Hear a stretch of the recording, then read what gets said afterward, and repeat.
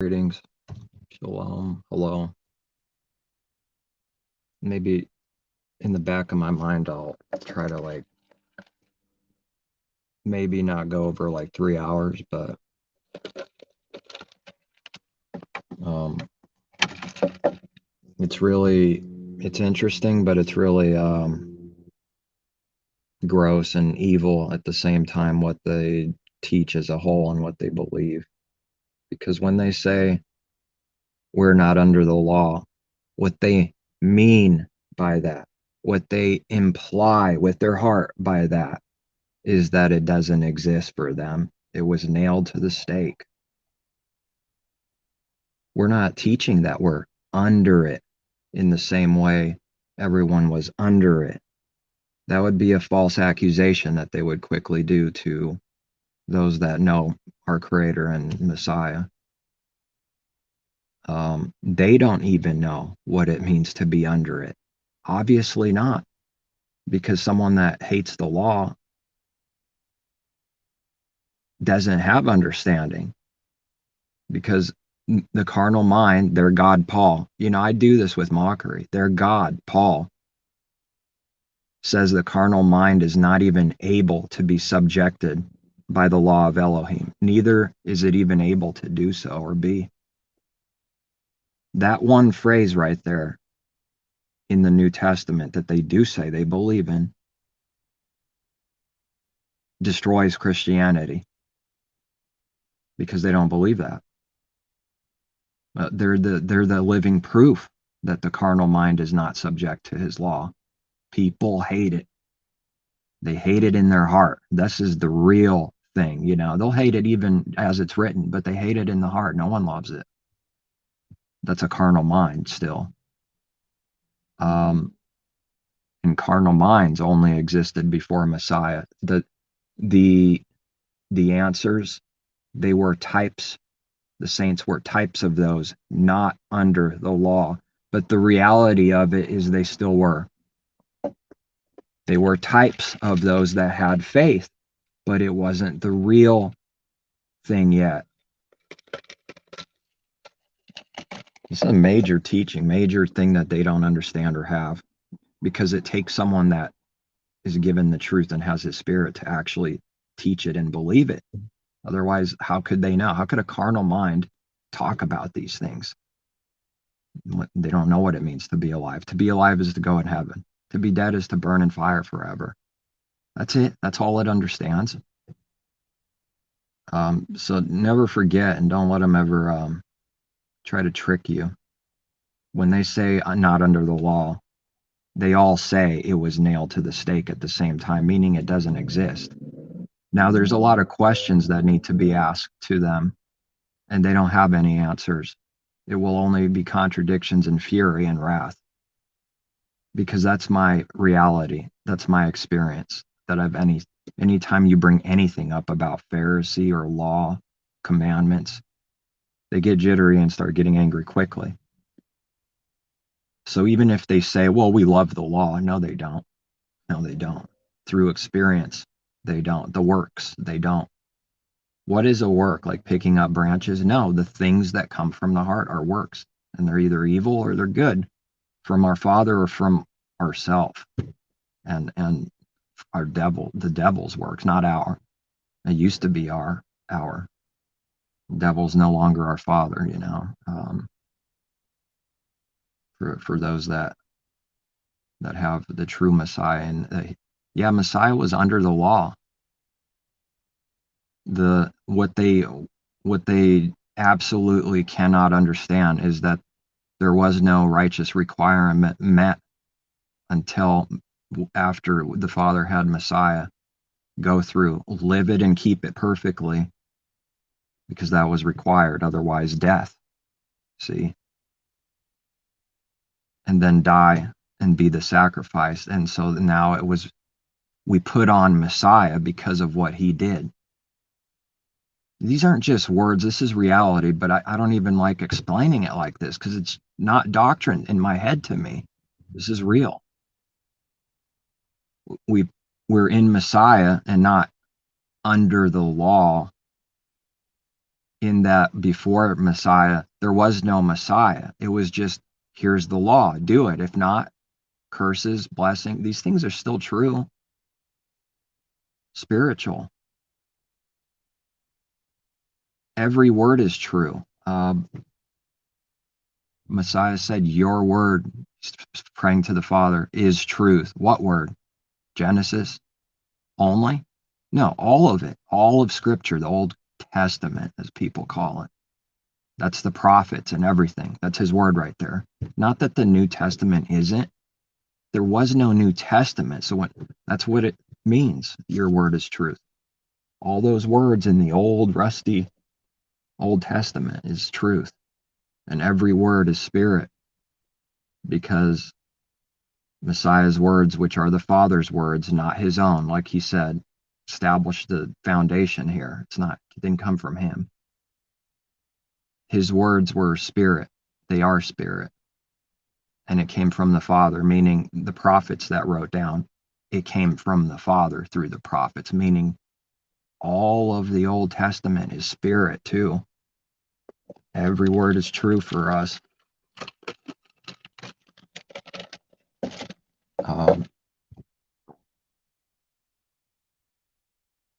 There was a massive thing that happened. It's called carnal and spiritual. There were only types of carnal and spiritual, not the reality yet with Abraham or whoever had the son. And it was like let's have a kid that represents man's will, flesh, born of the man, natural. And then at an old age, they could not have it. It would take a miracle. This wasn't some kind of, the father cheating on some man's woman. Okay, he made the woman be able to get pregnant. That's what happened. That's the miracle. It wasn't an incarnation. This son that they had, the womb was dead. Now he made it alive. That's simple. I don't think I need to tell someone how people have kids, do I? So when the second kid arrived, it was by the will of the Father, born from our Creator, because it was his will, his power. It could not have anything to do with man. They couldn't do it. But that son there was not spiritual. It's just a type. It represents the spiritual that are born from Elohim, born from above, born from our Creator, born from our Father, like we read, born again, begotten, conceived by the Spirit. We could say it a lot of different ways. Receiving his Spirit is to be born. And when someone's born, they're young and they scream and they don't know anything. It took a lot of time just to get to understand this, and then look back in the beginning for me and find out that that's exactly what it was like spiritually. Can't hear, can't see, can't walk, need to be spoon fed, like a natural, literal baby. But I didn't see or realize that at all back then. Nothing. It's like few years later, he's teaching me this teaching, and then you have to look back. It would be nice to know it right up front, but that's not how he works with me, and I don't think he does with anyone. Because once again, when someone's born, they don't have this understanding. They don't have any understanding that's from above. I'm not talking about wrenches and bolts and stuff that the man does with his physical hands. We're talking about his truth, spiritual things. The things that are of the Spirit of the Father, the carnal mind does not receive. The natural man does not receive. They're quick to run away and forget these words we say. The natural man does not receive, period. Do they believe that? No. Do they believe that the carnal mind is not subject to the law? No, because they're living proof that it's not subject to them. It's still carnal to be in the church world, the Christianity, their Messiah, fake one, false anti, against the true one. The devil's teaching is to be lawless. We got to establish, certain things, and we're blinded. They can't do this. They can't. No one's ever taught them. No one and they haven't been taught from above, they don't ask. They never ask for truth from the heart. They read books and they already believe they have it. That's it. They never learn and grow in Messiah. What's there to learn? What's there to grow? Oh, grace, walk in the Spirit. Makes me angry. The more I understand, the more evil the evil thing is. Jesus, and that's what means walking in the Spirit. How on earth can someone be righteous without a law existing? Did they forget that the creation itself is not lawless, that it was just black and void and darkness upon the face of the deep before the 6 days of work installing laws in the creation? Now it's starting to become something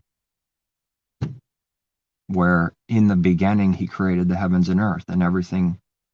I don't go beyond what's written, but whatever the little mind I can understand, whatever he's given me, it's like all there, but it's like chaos and void and worthless. It doesn't work.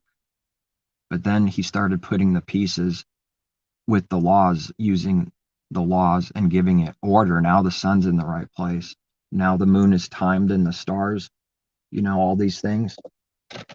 Now the earth is what it needs to be in the, it came up kind of like it already existed. If you read it like that, the earth just appeared. Well, because there was no laws to have it appear like that, but it must have already been there in the beginning. Created the heavens and earth. Heavens and earth. What's missing? Nothing. Created it all right there. Boom. That's the best I can put it. And he gave it laws. So what's the new creation in Messiah? What are we working towards? Laws. Becoming orderly and having your house in order. Laws. The divine hierarchy, if you will. Father, Messiah, man, woman. That's what I read.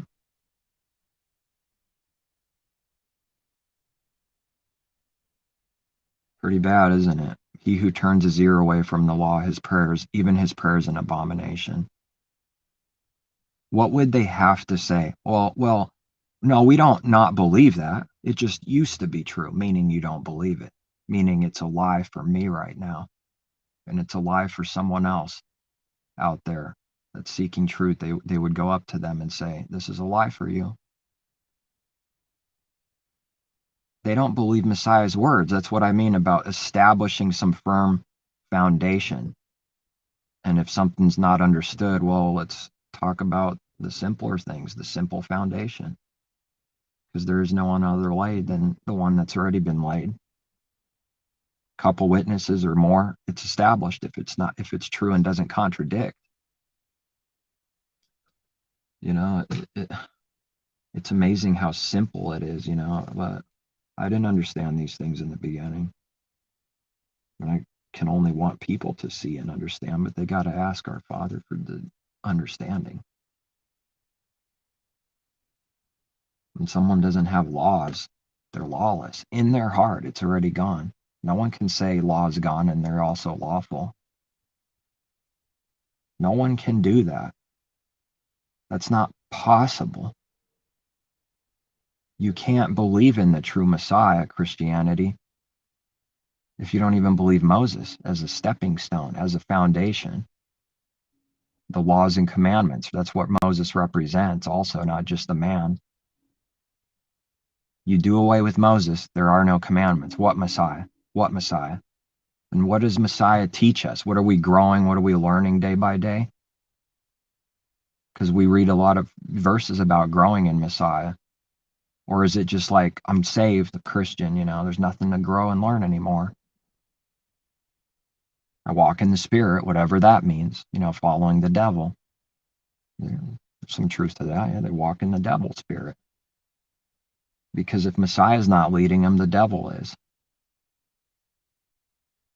If Yahushua is not leading them, then who else is there left to lead them? We're not under the law in the same way as before back then. That has nothing to do with throwing away the law and making it void and nailing it on a stake, meaning it's dead and gone. They don't understand what died, and they'll give verses about Hagar and she died or whatever, and this represents the law dying and going. They don't understand at all. It has nothing to do with the law vanishing. It has everything to do that the righteous requirement of death was met, so we can die in Messiah. Does anyone in Christianity ask how we die in Messiah and are buried and dead and baptized in him without literally burying and dead and baptized? Is there a single soul that ever asked their priest, their lying hypocrite minister, what does it mean to die in Messiah? And nobody's actually physically dying. Like, that's not the understanding. But those words aren't false. What does that mean? There's something real about this death. It's because Messiah died and paid that righteous requirement so we could, spiritual death, die with him so then you can live, something they didn't have.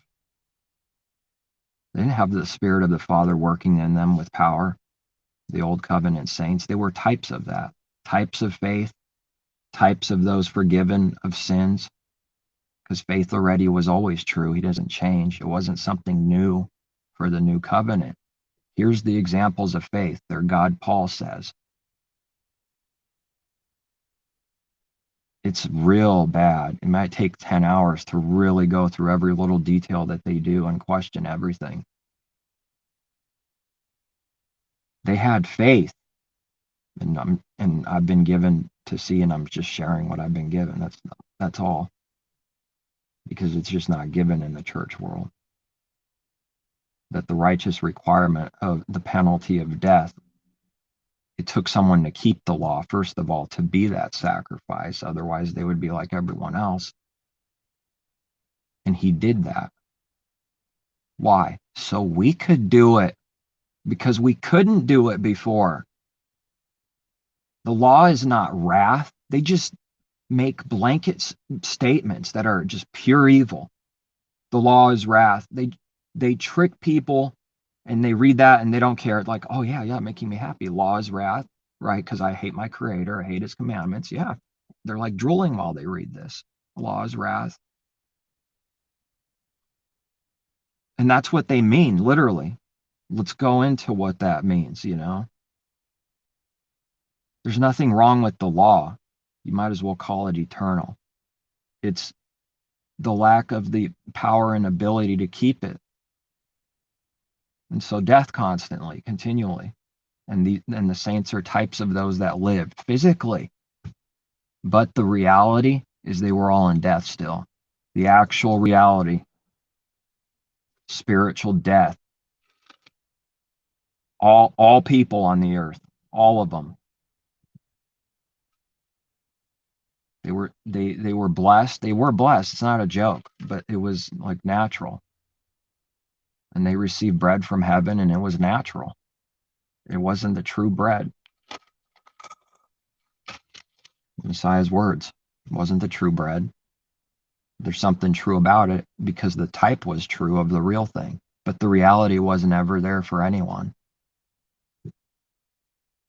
Set apart spirit with power working in them continually. No, that was not a reality. Kingdom of heaven versus carnal kingdom. Moses taught kingdom of heaven. There's a contrast, and without this understanding, it doesn't mean anything to anyone. Christianity tries to separate it by, well, the new covenant is no more laws. They were nailed to the stake. Then at the same time, they might try to say, like, we don't hate the law. They're liars. Go and nail someone to a stake, literally kill them. And then come back to me or another believer and say, we don't hate that. Go and nail a rabbit or a dog or something. Just put a bunch of nails in it, pound it, and put it on the stake. We don't hate that thing. Yeah, they do. because there's no way not to hate it when someone nails something like that to a stake and puts a crown of thorns on them and spits on them, whips them. They hate him. What did they think? Something changed? They only appear to love Messiah because they have another Messiah. Nobody can love Messiah, the true one, or our Creator, and that includes me. And I'm saying I didn't. It had nothing to do with him. It was dead. I was dead, just like all the saints back then were dead, It wasn't, the doors weren't open. Knock and knock and come in the door, right? The doors were shut. Until Messiah forward, what happened there? The saints are types of everything. They're for our benefit to learn because every word is true. So that's the thing that I wanted to establish is Messiah said, my word will never go away. It's not going to disappear. It doesn't go away, period. It stands. Does Christianity believe that? Obviously not, because of what they teach and imply and believe in their heart. Keep that in mind at all times, that his word, whatever he said, doesn't go away. Here's one of the things that didn't go away. If you don't believe in Moses, how can you believe in me? Now it seems a little vague, but comparing with other pieces of the puzzle, scripture, his word, and being given the actual understanding by our Father, it's very simple. The reason why that's true is because if you do away with the law and commandments, there is no Messiah. That's what he came to keep.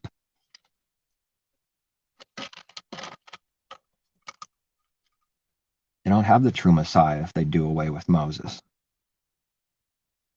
It's real twisted. It's real ugly. And it's not good to be in that. It's nothing but confusion, delusion, death, and no confidence in anything. Just confidence in the delusion they want to believe in so badly. Because the wicked don't sleep until they do some evil, People don't know what evil is. I'm learning what evil is day by day. I didn't know what it was. Carnal mind would only say, well, this looks bad. Someone that stabs someone in the throat, I guess that's evil. While they do that spiritually every single day with their heart, that's what evil is. That's what hypocrisy is. No one wants to talk about the laws and commandments in Christianity because they don't exist. They might say something about adultery and it's total hypocrisy and foolishness and contradiction because that adultery was the law and they nailed it to a stake. Why are they talking? Do you believe that's a sin? Yes or no? You could question them. It's a real problem. Do you believe it's a sin? Yes or no? If yes, how so? Based on what? Your opinion? Well, the Ten Commandments are in the law. That's Moses there. When they nail that, they also did away with the 10. They're in there. And nobody can keep the 10 Commandments while throwing away the law, the book of the law, and throwing it away. That's how you keep those 10.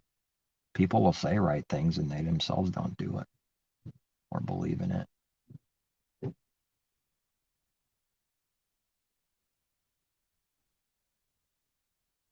His word never goes away, ever.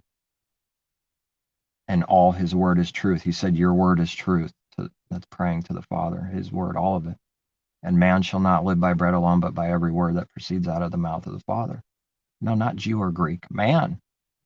Well, Adam, mankind, all of it shall do this. It's for them. Man shall not live. Christianity shall not. Buddhists shall not live by bread alone. Gentiles, Jews shall not live by bread alone. Jesus alone, but by every word that proceeds out of the mouth of the Father. They ate bread in the desert for 40 years and they didn't make it. If they did, then that would be a contradiction. Messiah would be lying. This teaching's in Scripture. They ate the bread and they didn't make it. They had bread alone and hated his word. That's the many called Israel. They create golden calf trinities. They hate the law with vicious, brutal hatred in their heart. What they actually mean and what it means to keep it and what that is and what it ends up looking. They hate. Everyone does. It's true for everyone. Unless the Father has mercy on someone and has favor. And now we're under favor instead of under the law with like no favor. This is what you need to do and you can't do it. Death, death, death, death, death, wrath, wrath, wrath, wrath. The law's not wrath, it's just the law. It's the inability to keep it that leads to wrath. So they'll just make blanket statements, say the law is wrath. They'll take two words from the New Testament and say it's a heavy yoke burden we couldn't bear. They do evil. They do this in the dark. That's what I'm giving the best I can on what it means to work in the dark. That's the example of that. Because the actual meaning of that verse has nothing to do with what they're saying. They're giving it another meaning and hiding what they really mean and what they really hate about it. They hide that. They do it on purpose. When they're exposed, you can tell that they've done it on purpose. They know what they're doing, and yet they don't. They don't ultimately see or know what they're doing, but they know they do evil. They believe a delusion and they start believing their lies. And then from that point on, they actually believe their lies because there's nothing else they can believe. Carnal mind is not subjected to the law of our Creator. What law? The same law that's being put in the hearts for the new covenant believers. I will put my laws in their hearts. You can't say that when it was nailed to the stake. What law?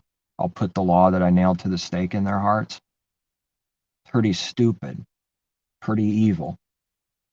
Law don't exist. There is no law to put in their hearts. Just thin air, putting it in thin air. That's the Trinity God. That's not the Father and Creator I know. That's stupid like that. He makes logical sense and it's spiritual sense and it's true and the understanding is simple and true. All of them were in spiritual death before Messiah, and this is the inability to keep the law perfectly, and the only thing the law can do is condemn. The law itself is not evil or wrath. What it produced is wrath because of the people not able to keep it is wrath, not the law.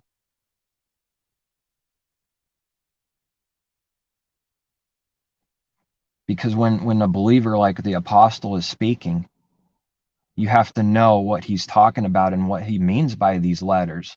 You just read letters and it just kills, including his letters. And they run away with this, and this is what all of the church world, 2,000 years, teaches.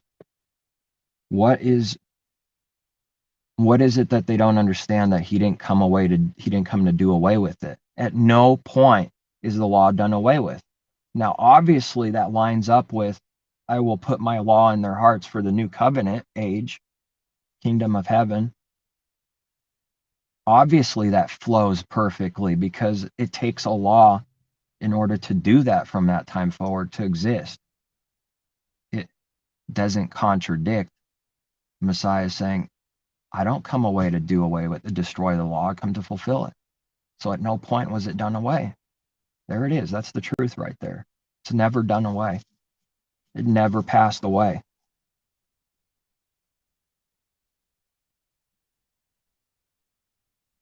The requirement, the death, that's how we die in Messiah. This is spiritual. It's obviously they can't understand this because they call spiritual anything mystical. We don't literally die in Messiah. That's not the teaching. And to put on Messiah in this way, something real, assuming it's a true believer, puts on Messiah and is under the Father's favor. And the point of this favor? to keep the law. What did they think? Just walk around and follow some spirit or something? Just create, you know, Dairy Queen is following the spirit. I go to Dairy Queen. You could just say whatever you want. I hug trees. I break leaves and branches. That's what following the spirit means. There is no meaning or definition of what it means to follow after in the spirit. Follow Messiah wherever he goes. What did Messiah do? He kept the laws and commandments. What are the believers doing that follow him? That's what they're doing. That's what they want to do. In the heart, no fakery. That's what they're worried and concerned about. Not outward things. They're not worried about outward things, shells. If someone's hating in the heart and they're not repenting from this thing, anybody, doesn't matter who they hate, they're breaking the law, and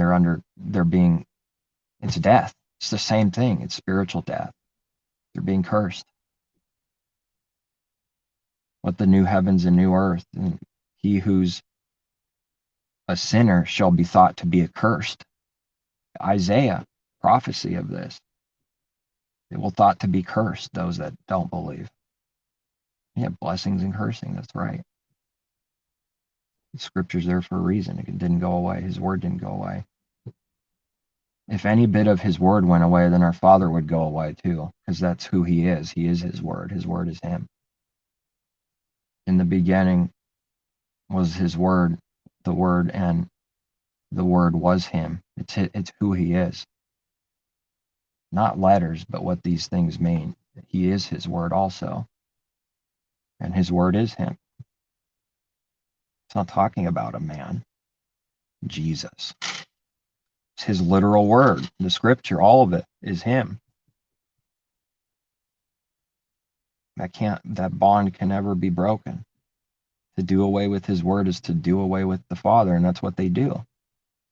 They don't know him, like Messiah says. You say you believe in the Elohim of Abraham, Isaac, and Jacob, or whatever you're claiming. I tell you, you don't know him. Your father's the devil. He was talking to Christians. There's no difference. Carnal man is a carnal man. It's no different. Buddhists, Christians, Hindus, unbelievers, atheists, carnal. Carnal nature, the human nature, carnal. All the same, everyone the same. They all do the same things in the mind and heart.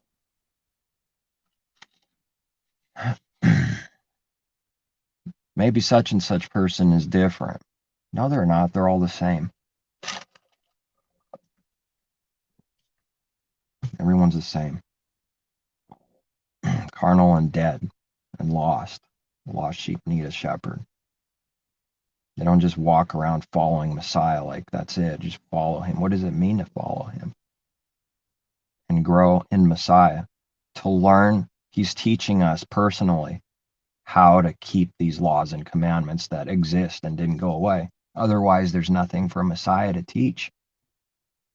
I will put my law in their hearts, and they will be my people, and they will be careful to do it. It's the prophecy concerning the new covenant forward. His people would be careful about it. He's doing the works. He's doing everything. He's the power, not us. That's what was missing about the old covenant. Not a drop of it was wrong or evil. What was missing is the inability to put the law in our hearts ourselves and circumcise the heart ourselves.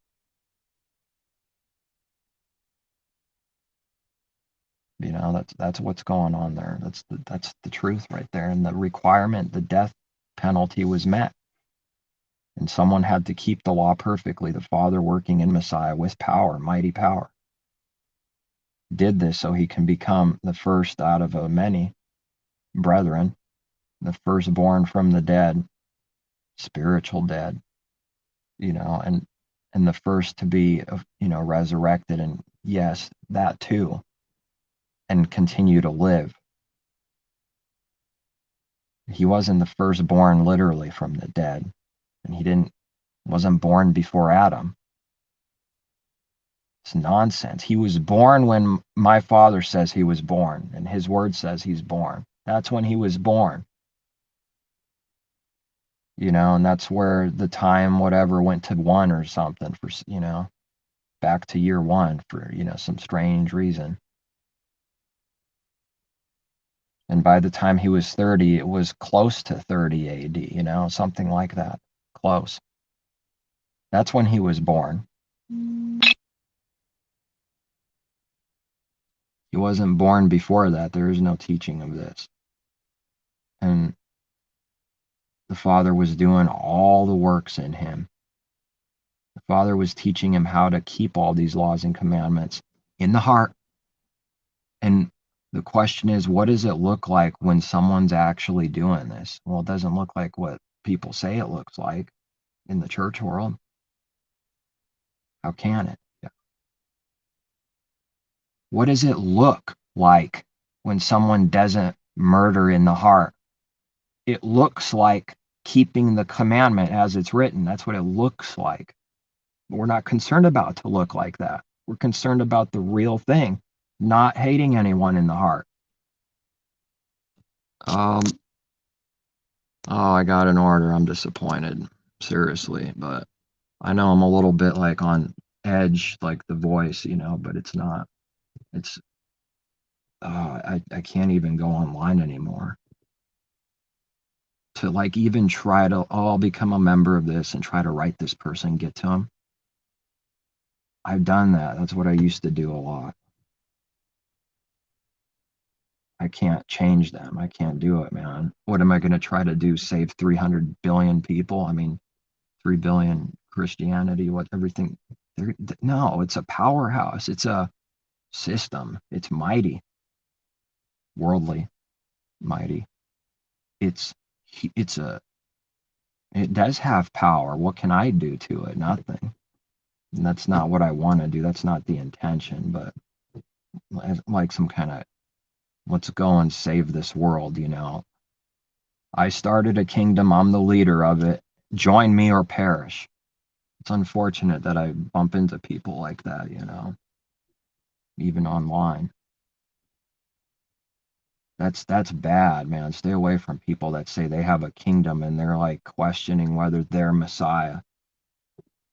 I'm an Edomite. I'm Messiah. How come I read that's what we're actually going to see? Isn't that a little scary? He did say simple words too. Don't go over there. He says he's Christ, Messiah. Don't go there. Because if you even have the ability to say the words or even breathe, that's not the Messiah. Very simple. Anybody that does this, they're not the Messiah. There's only one. And then he has the little kings below him, little shepherds, but there's like the shepherd, and then we're little shepherds. That's all. He's the king, we're the little kings.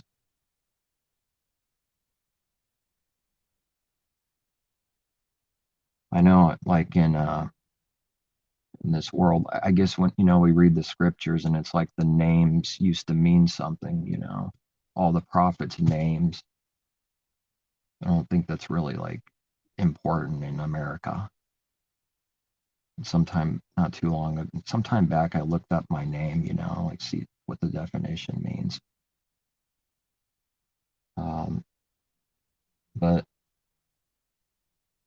that's what we're concerned with. Keeping the laws and commandments, learning them in the heart, and then it'll come. We'll look like Messiah, like what we read, like look what he did. But that's not what we're concerned with. We want to be taught by our Father and Messiah, and then it will manifest. If I don't have rape in my heart, I won't rape people. Obviously, if I did that, it would be rape inside first.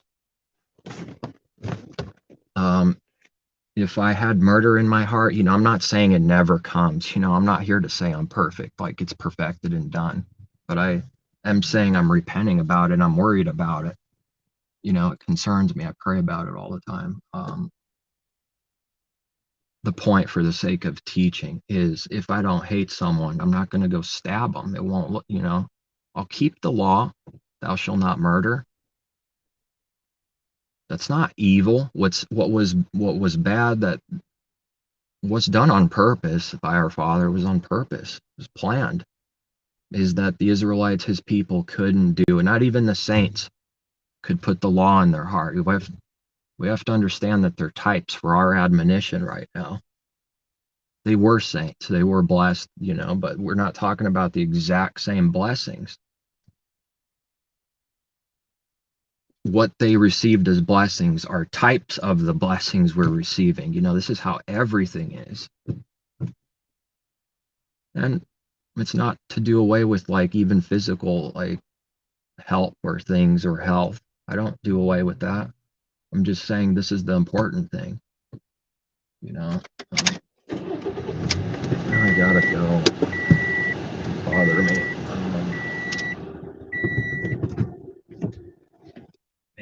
It's unbearably simple now, where it used to be I don't know what this means.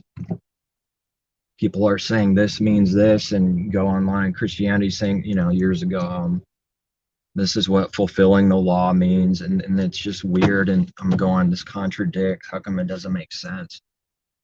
And you start asking our Creator more and more, and relying on Him more and more for actual truth and understanding, which is the only thing someone should really want.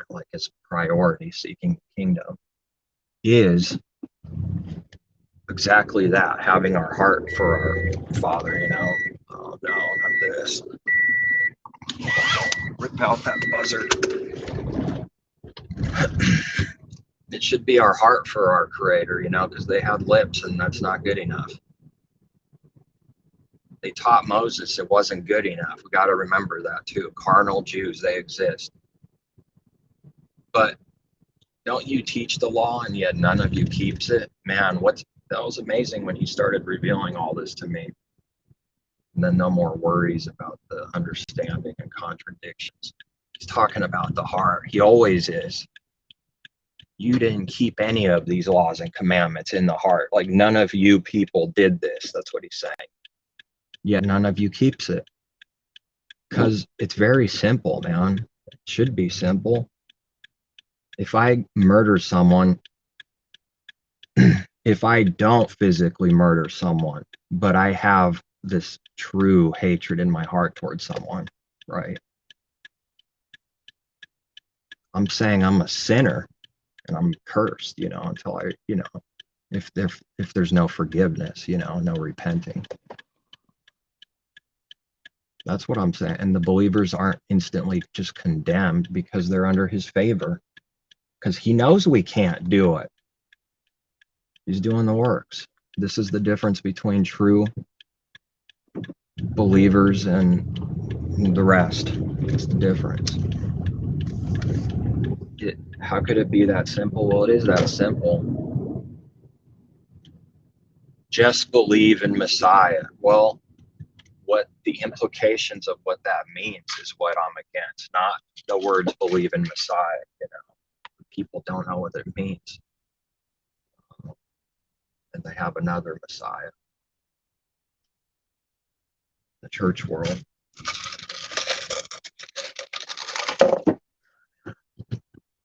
Need more water. Yeah, I need more living water every day. See what this hexagram Carl's Jr. wants, It's everywhere, that star. Star of our gods, right? Used to be our God. Thank you for choosing Carl's Jr. Can I get started for you? Yeah. It's just going to be a number 4. Small, medium, large. Large with cherry Coke. Anything else for you? No, that looks like, yeah, that's it. All right, large double washing with the cherry Coke, $11.68. All right. Thank you.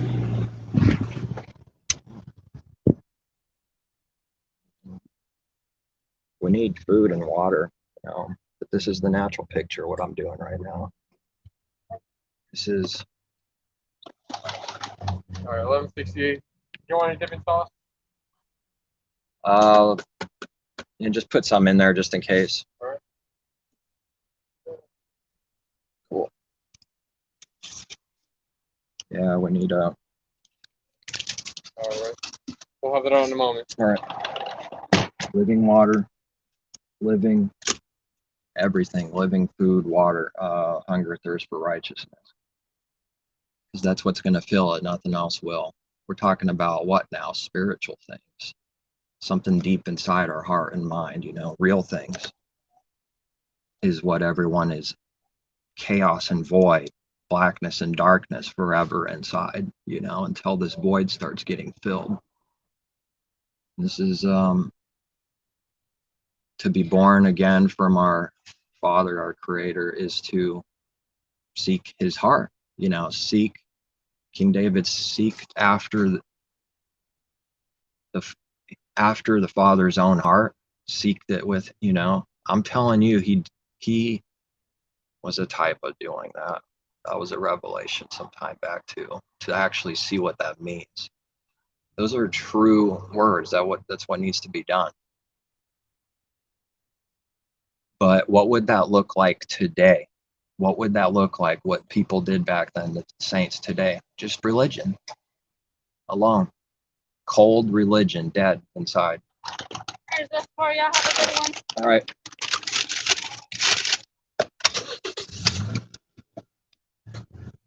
Okay. I gotta figure out where I'm going. It's pretty bad in the church world. It's pretty sad in the church world, man. They don't care about,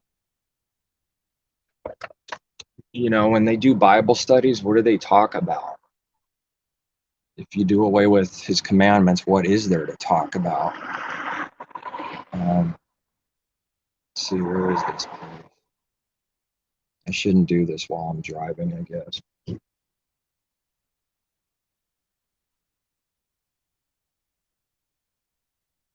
And directions.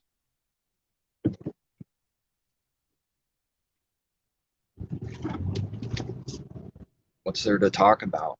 Right, you know, what is righteousness? What's the definition of righteousness?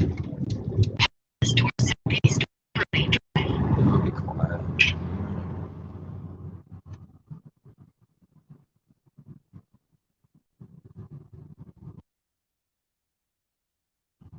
Looks like I have to end it. It's too much of a hassle and mess to do this. They simplify everything right now in a few words. What does it look like for someone keeping the laws? It's going to look like what Messiah looked like, you know. How's that for starters for the church world out there? It's going to look like what Messiah looked like. He kept the law so we could keep it, and he died so we could die. That's our answer right there. That's the truth. He didn't die or keep the law so we don't have to nonsense. It's so we do die. If we die like he died, then we're not under the law. The spiritual meaning of what this reality was is lifted, and we're under his favor. And Hebrews is one good spot, along others, to say that if someone did something such and such under the law and they were like stoned to death, he's saying how much sore punishment for those that like spit on Messiah and counted as some kind of unclean, sinful thing.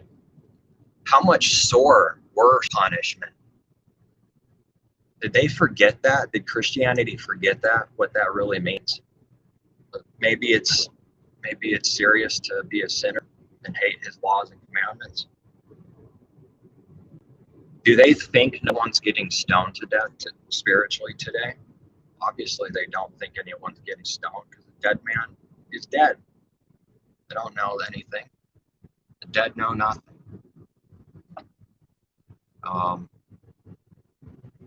That's why it says, if we see and discern something in someone, that I don't ask that you pray for them. You could pray for them, but I don't ask that you do.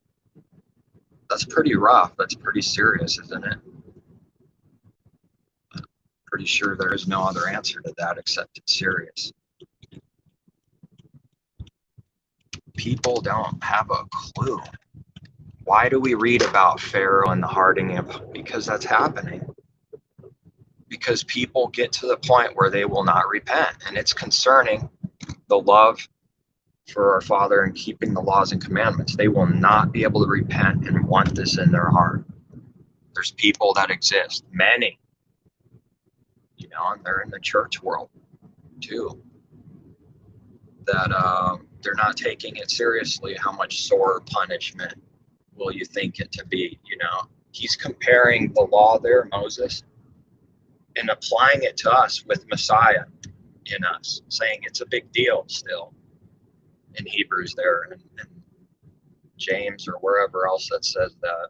I don't ask that you pray for someone. You could. That was an enigma with, I've mentioned it a few times now on videos in the past, but the sin unto death there is a specific discernment that we see, and you see the same thing over and over again. And it's like, it's bad. We know it's such and such sin, and you don't see any correction. It's like, oh, I think the Father showed me who this person is. This is not good. I don't ask that you pray for them, but you could. And I would say err on the side of caring and praying for the person, at least that's what I've done. If it's not a sin to do that, then, well, why not?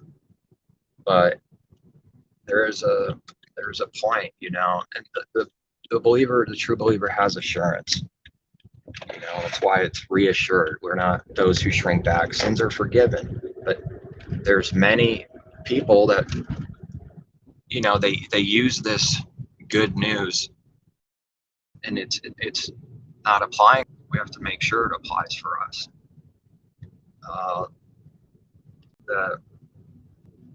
Do you think just because it's over, you're Christian, and now this applies to you, you can never fall away or whatever? It's a deception, man. That's not the spirit of the believer.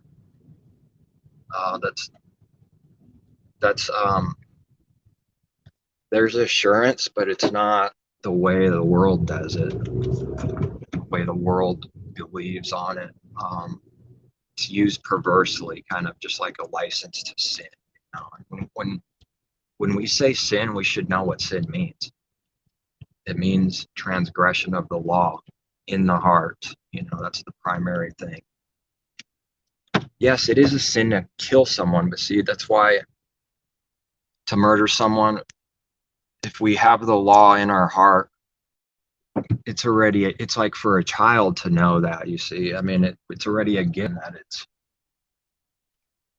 a sin. I'm trying to find the place here. I really shouldn't do this while I'm driving, I don't think, but 1054. I can't see it.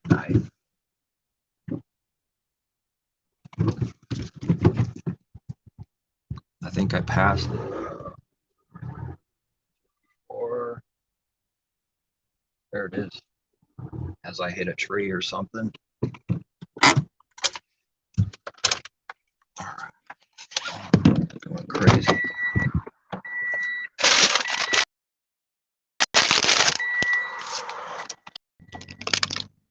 People want food. They don't want spiritual food. How come? They need it. Everyone needs it. Once the carnal mind rejects it, though, it hates it naturally. It's not anyone's like carnal serious fault. Everyone has dogs. We're accountable, but like it's not, we don't blame people with some kind of carnal blame. We know that the man doesn't have it in him to do anything good or right. Okay, now I can finally drive without thinking about this. Okay. I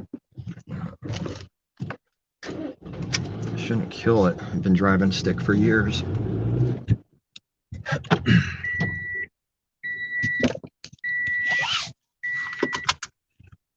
going to look like what we read ultimately. How could anyone? Well, I didn't know that. It's a contradiction to anything else. Like, I don't murder people, but I murder them in my heart. It's a serious mess in there with no understanding. It's going to look like not murdering someone because the law is good. It's righteous. We can't forget that that's what's said about it. It's just that it bring wrath because of the disobedience to it in the heart. And everything else was a type, because our Father didn't judge them according to the same exact spiritual discernment judgment today, because nobody but in the heart. So that he had the favor and gave Abraham favor and called him and had favor on him. But these are the types. The reality is not there. I hope people can see this, because yeah, I can see how it'd be a little confusing, but it's really not, though.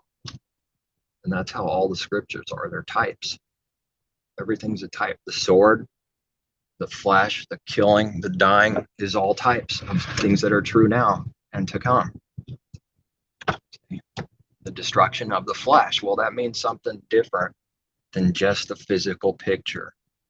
It means he who destroys his soul shall be finding life, right? Wouldn't that be a contradiction if this wasn't a good thing? So what are the wages of sin? Well, death. And when he gave judgment, they died physically, literally. But they were all dead, though, because of breaking the law and not having this reality yet, this real favor, but only a natural type of favor and faith. And, so since it's the same creator and since they are saints, we learn from them. It's not a lie. It's not a trick. They're same creator, same word, same laws, same commandments. But we're not under the heavy yoke. Why? Because it's not required to just do all these things at once. That's the truth. Oh, I just blew a red light, man. It's not good. Now I'm going to do a Yui on a double yellow line. I could tell you my heart was clean, but I know if a cop was there, I'd be getting a ticket. All right. I would try to explain to him how this is way more important than some double lines and no cars coming in. They wouldn't understand. Go to jail. It's sad, man. We don't want to be dead. They don't have anything inside of them, dead people. They don't have, even when a believer's not doing so good, which we're going to have a lot of that. We're going to have a lot of that. That not doing good is 1,000 times better than a wicked man laughing, telling you. That's why James repeats scripture in there. Weep and mourn and lament. Turn your joy into sorrow and mourning. Isn't that strange? It's funny. Somebody said in the church world before at some point, joy, we need to have joy in this or that, right? And that came to my mind. I blurted it out. Turn your joy into mourning, weep and howl and lament. Got quiet real fast. This is usually what happens when truth is given. And that's not with the intention to say be mournful, sorrowful, in a dead worldly death. That's not what he's saying.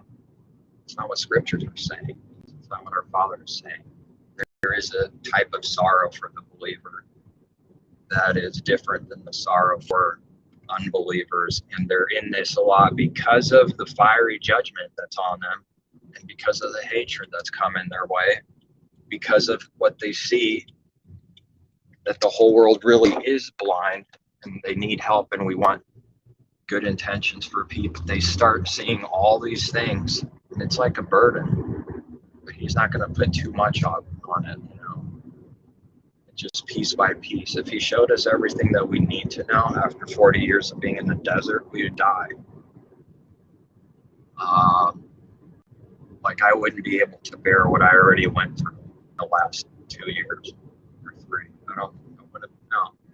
if I knew that in advance and every detail and what that would mean, yeah, no thanks. I think I'll follow the devil, you see. I don't mean that like literally, but I'm just trying to make a contrast. That's why it's give us this day our daily bread, because he puts us through the ringer. It's not going to be a happy, like smiling, and yet the joy will be in there. The life, you'll have life. He actually becomes our healer, like it's real. Oh, I don't need antidepressant. He can heal me. You know, of course the world wouldn't believe this. And I'm not going to conform to what the world believes. Of course they wouldn't believe that. Oh yeah, right. Well, here's the problem. They're sick. They're in sin and they don't believe. That's the problem, you know. But how are you going to get that through somebody? How are you going to get that through somebody? It's the spirit of the man that's sick. That's why all of this crap is witchcraft. I'm more convinced of that than I ever was before. Now, I'm not here to like throw away everything and saying everything has a purpose. But he's called the great physician. Our Father's the healer. He's the great physician through Messiah. Messiah is because the Father is. Heal what? Not just that's not the thing. They're literal blinding, literal death. All that's important. Literal not hearing. The spiritual thing, the sickness and destruction and anxiety and depression, all these things, right? Deep, sick death. He's able to heal that. And it requires something. It requires dying. Messiah dying with Messiah.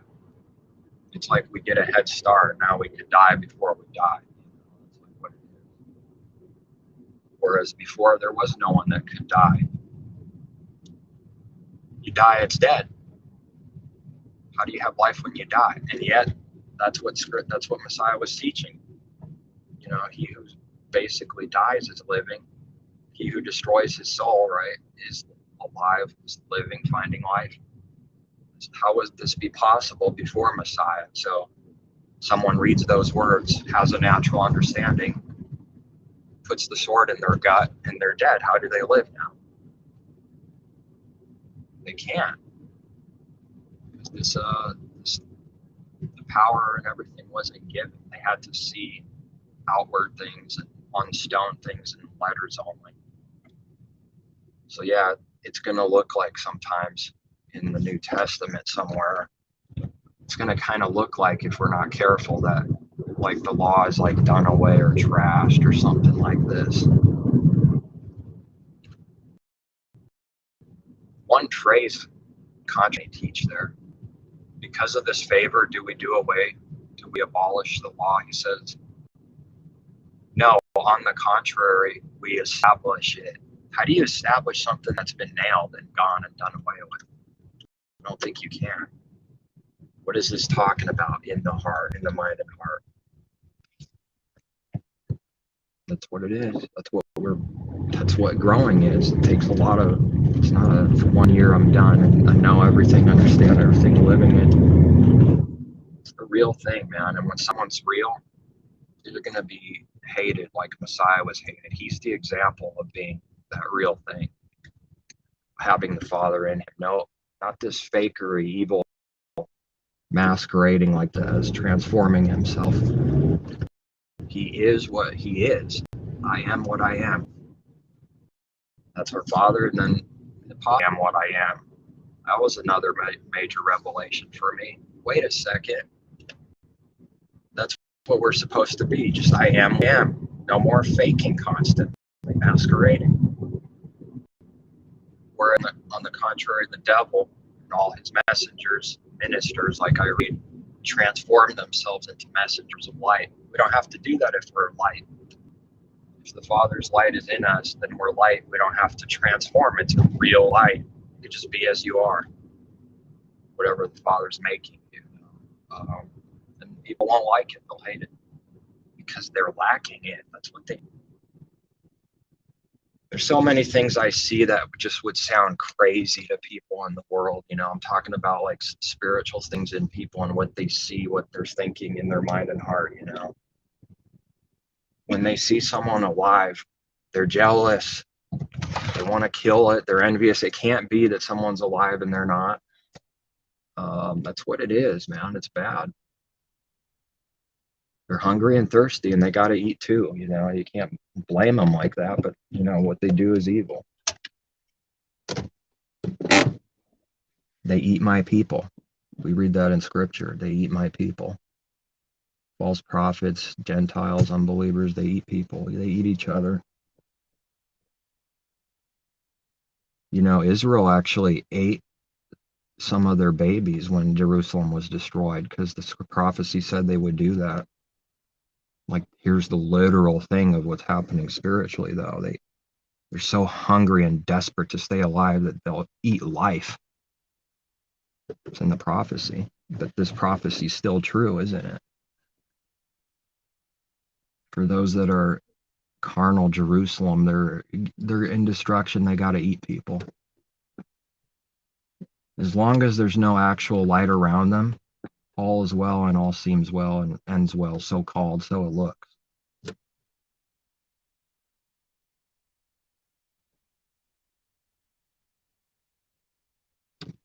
You can appreciate something about simple things.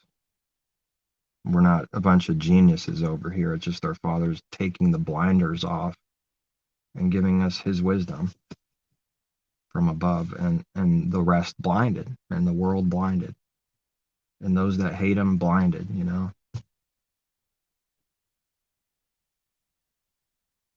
Complicated, long methods and debates on all these different doctrines when it's so simple, every time truth is given. They don't, what this actually means is pretty crazy because nobody had life before Messiah. I've said this before. What on earth does that do to their doctrine of hell when everyone was dead? How come they were all dead? They walk, yet they're dead. I read that somewhere. And, let the dead bury the dead. It's the spiritual death that the whole world is under the power and working of Satan, who wants to eat, kill, destroy, steal, keep you in this death. And he's raging. He's throwing out a flood after the woman, which is Israel, the people, his people. And the earth opened up and helped the woman and swallowed the flood. See, but the flood's coming our way. It's coming to all his people. These are things that must take place quickly. Blessed is he who reads and keeps the prophecies of this book, not those that do away with it, that say it's for the future, doesn't apply to me. Living as if there's not much time. Isn't that always true? It's pretty true because the believer starts to see there's a long way they need to be perfected. Start living now and acting as if you're not married. Start living and acting as if it's not true. It's a spiritual thing he's saying. It wasn't just for them because the time is evil. There's trouble, he said. Well, it's always true. If everybody's your enemy, then the time is evil. It's always true.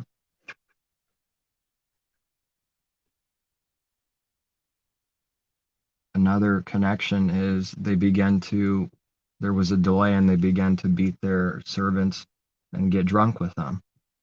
That same spiritual delay, not acting as if the time is short. There's this delay. Messiah won't come. Don't worry. I'll say when he does. And they began to beat their servants and get drunk with them, right? There's not much time for any individual because they don't live 2,000 years long, do they? They should act as if that's actually true because it is. It took 40 years in the desert, so we don't have much time, do we, to get perfected? Oh, that's gross. I don't want to hear that. Perfected? What do you mean I'm saved? We'll be saved when we're saved. And scripture says that Messiah, the Father comes through Messiah and saves Israel. All Israel will be saved with salvation, the real thing. So nobody's saved, past tense, but they should be being saved. But nobody received salvation, the actual thing. There is a difference in scripture. There's a divider right there, rightly dividing. Nobody received salvation yet. And nobody's going to receive it 2,000 years before another believer. I think I read that teaching somewhere too. You won't precede the Old Testament saints. Everyone in order, but it's not going to be like the carnal mind would like to think or something, or whatever it thinks is wrong. Salvation is to be fully saved from death and everything that's connected to it. That's the salvation. And this is just a down payment of being saved, a piece of it, a part of it. And the destruction, interesting what he gave me to say, but the scriptures do teach it, is that the destruction is just a down payment. If that makes somebody hair stand, well, that's good. They probably have a heart for our Creator then. If it makes them angry and they want to go away, well, they probably don't. It's just the down payment of the destruction to come. That's what he's showing me. If the salvation is the down payment right now, receiving his spirit is a down payment, guaranteed to receive the rest later, right? That's what the picture is, the analogy. Then destruction that comes in full yet either. So we need to be destroyed fully. And it's a process of 40 years in the desert, regardless of what time we're at. Some people say until death or Messiah comes, but the point is we're not perfected in 5 years or 10. It keeps going. There's a lot of work to do, a lot of good works to do. Stir up good works. What works?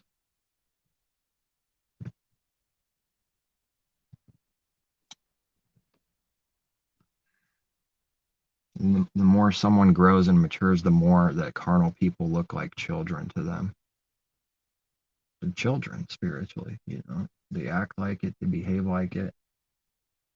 You could see the masquerade, the fakery, the games, their mind and what they think, because we're understanding what the carnal mind is, and we could remember our own faults and everything. That's why Messiah predicted and knew what they would say and what they were thinking. Would it be evil if I said that I've done that and you've probably done that too? No, that wouldn't be evil. It's just discernment. He gets us to see through the BS in someone, the lies, the tricks. The snake is crafty. It's always sneaking up. It's playing tricks, Halloween tricks, trickery, and they crept in unnoticed. These are the Judases. And I suppose it could apply to all the church world, but like on another level, those that creep in unnoticed, the disciples didn't notice him. He crept in unnoticed to try and destroy them. Because his father, the devil, is telling him and working, We're either a slave to sin or we're a slave to righteousness. Either way, we're slaves. And not just slaves, but friends. That's what Messiah said. You're not just slaves, servants. You're friends. What should someone be thinking that they are? I'm just an unworthy servant doing what I ought to do. I have no reason to boast or do anything. It's pretty hard, man. It's a hard path to actually believe and start living like that. It's so easy to say the words, but doing it is a whole nother world. To actually believe you're nothing more than an unworthy servant, doing whatever you ought to do. So even if you do it, Master doesn't say, "Oh, that's really great." No, you're just doing what you should have been doing.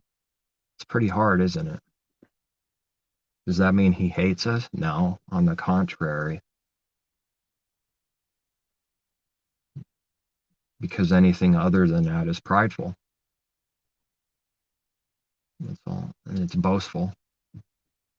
I'm God, I can't sin. I know everything. We can't have that.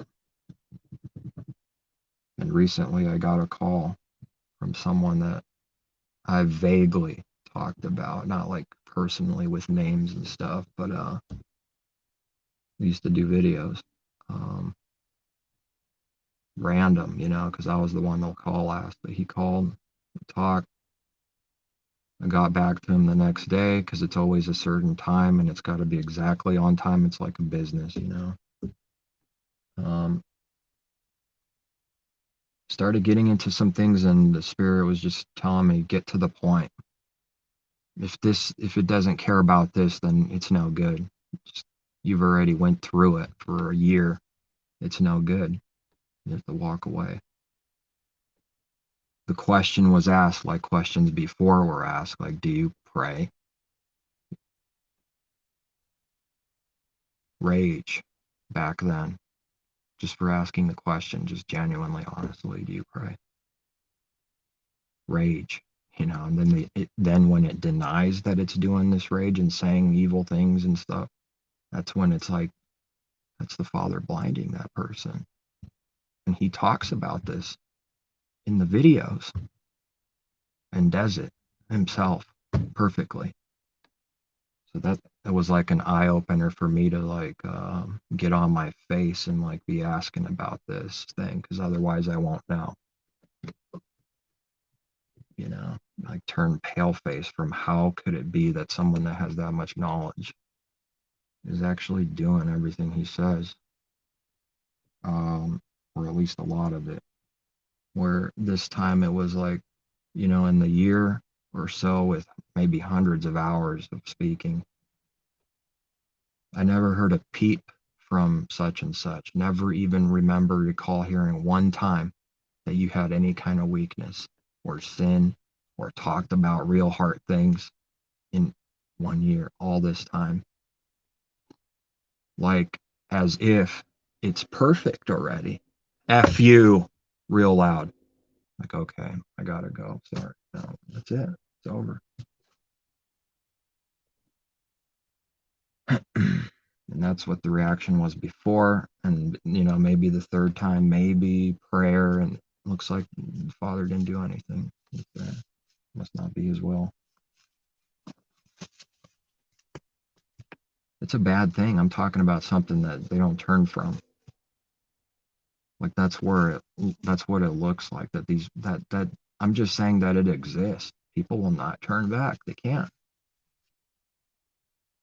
And he blinds us from seeing our sins. That might be the biggest important blinding that there is seeing our own sins. Not being in jail and not physically killing and stealing that's not going to do it. That's not cutting it. That's not good enough. And I'm not saying we're under the law, some dirty, tricky, all I'm saying is that the believers are focusing on this. The Father's changing them. They know about this. That's what they're doing. It's because they know it's not good enough to just look good. What should someone do? If there's one thing they should do is pray that they could see whatever sins there's going on in themselves. That's what they should pray for. Like with a real heartfelt heart. And deception, deceit, everything, because growing in Messiah means we're coming out of that. We didn't go from perfection to perfection.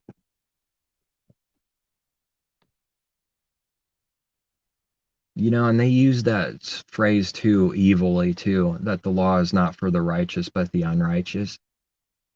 They use that in an evil way too, Christianity. Just shows you the pride. They're righteous. It's already righteous. Guess what? Messiah has a word for them. I didn't come to heal the righteous. Only those that are sick that need healing. That's a mockery. They'll never see it unless they repent, unless the Father has mercy on them. But there is no one righteous, what a massive contradiction. There is no one righteous of their own righteousness. It doesn't exist. I'm not righteous. You're not righteous. Religion's not righteous. No one's righteous of their self. They have to put on the Father's righteousness. We're all sick, sinners that need to be healed. And that's what believers are. They're not called Gentiles anymore because they're being healed.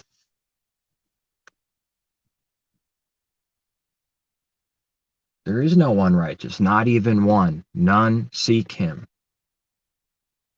Now there's those that could be starting to called righteous because the Father's in them. I understand that. But we're talking about like in the heart. There's no one of themselves.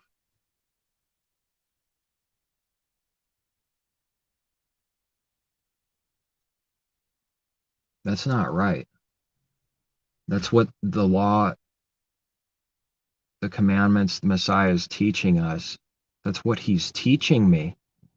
What do you mean it's not for me? Well, they use it in a tricky, dirty way. I understand that has a meaning, that the law is not for the righteous, but the unrighteous. And there's a certain point being made on that. But I'm not going to be so prideful to say the law is not for me, because to say that is like, oh, I'm already saved, perfected. Salvation has hit me already. I don't need to learn anything new. I'm already at the top. Law is for the unrighteous. I'm righteous. I'm telling you that the personal experience, people will start believing that in their heart, and the pride is insane and they can't see it. Don't ever question someone's heart. I'm mocking this. I'm saying if you do, watch out, duck, or ask them if they really pray about sin and what these things mean for them.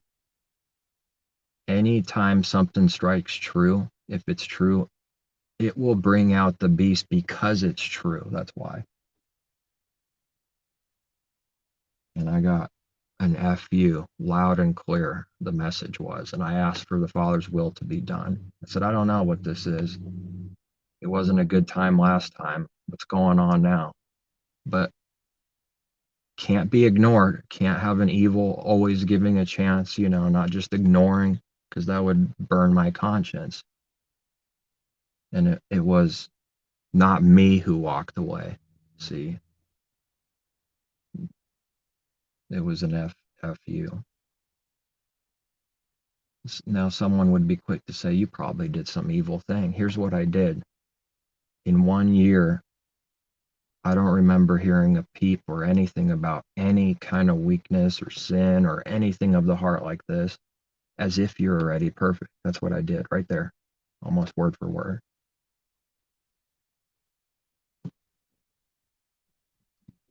Now, why would this happen as an example that I'm giving? Because it was true. Something must have struck true in a bad way. Someone could be quick to say that person only has doctrine in their head, but they don't really understand anything. And they could be. It's possible, all I'm saying. They speak of themselves perfectly. I'm very aware of that. That's what I'm praying about. But I wasn't as aware until after some experiences, bad experiences. Wasn't as aware that I needed to be.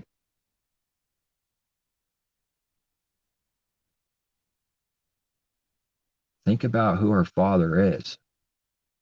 The thoughts and intentions of the heart is what he cares about. This is the main thing. When that's evil, anything else is garbage. It doesn't mean anything. It cancels it out. I need some water. Just, I would say always remember that. Always remember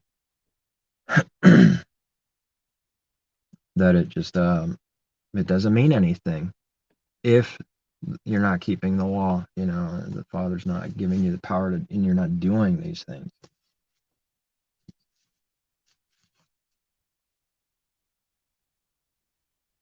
Bring this up and you find out how many friends you have,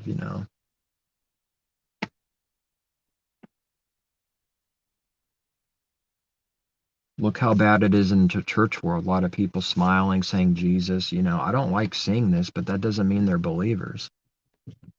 That doesn't mean that they have the Father in them. No, I don't get a kick out of that, where just because someone does this, what I see now is, okay, I got to test it. Can't just be one with it automatically. Who are they? That's what goes on.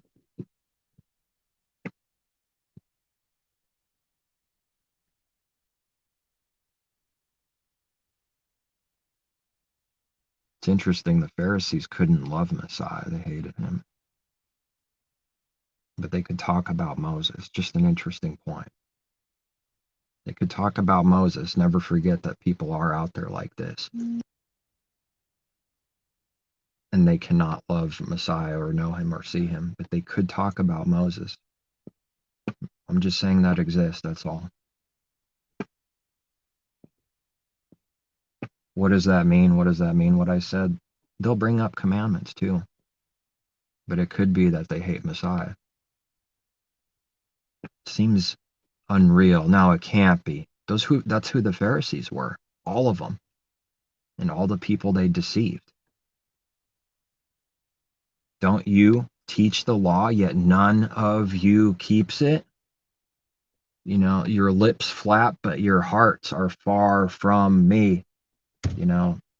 And the carnal, natural draw we all have pulling on us is to look good, and then when we do that thing, we are of our own self-righteous, and we lift and pull ourselves up. That's what the natural carnal inclination, temptation will be for everyone.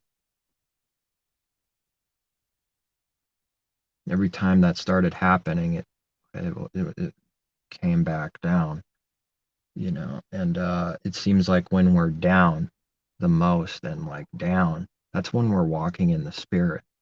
When we're up, we're doing something wrong, and we're just waiting for another fall to come. And hopefully the Father lifts us back up, because the righteous fall 7 times.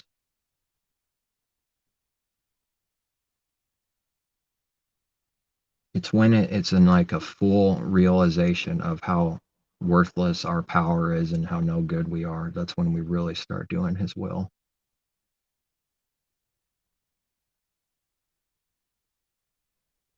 The amount of times that we'll be tempted and kind of get prideful for a little bit happens a lot. Happens a lot. It's a long, hard process, but he does do change. I know he does happen here. I'm seeing change, and I'm saying that there's a lot of change that needs to be. It's all. Because if I don't say that, then I'm lying. That's just the truth. And I'm breaking his word somewhere, because it's not possible. It's not possible. Or even, let's just go like this. If someone is at the top, they made it to the top, and there's nothing else to learn or grow. Okay, let's just pretend for a second. If they have that mindset, they're going down anyways. That's all. So it doesn't matter. It doesn't matter whether that's true or not. It is true that there's always learning and growing, but even if someone take heed lest you fall, those that stand up at the top, Take heed lest you fall. What, like literally trip?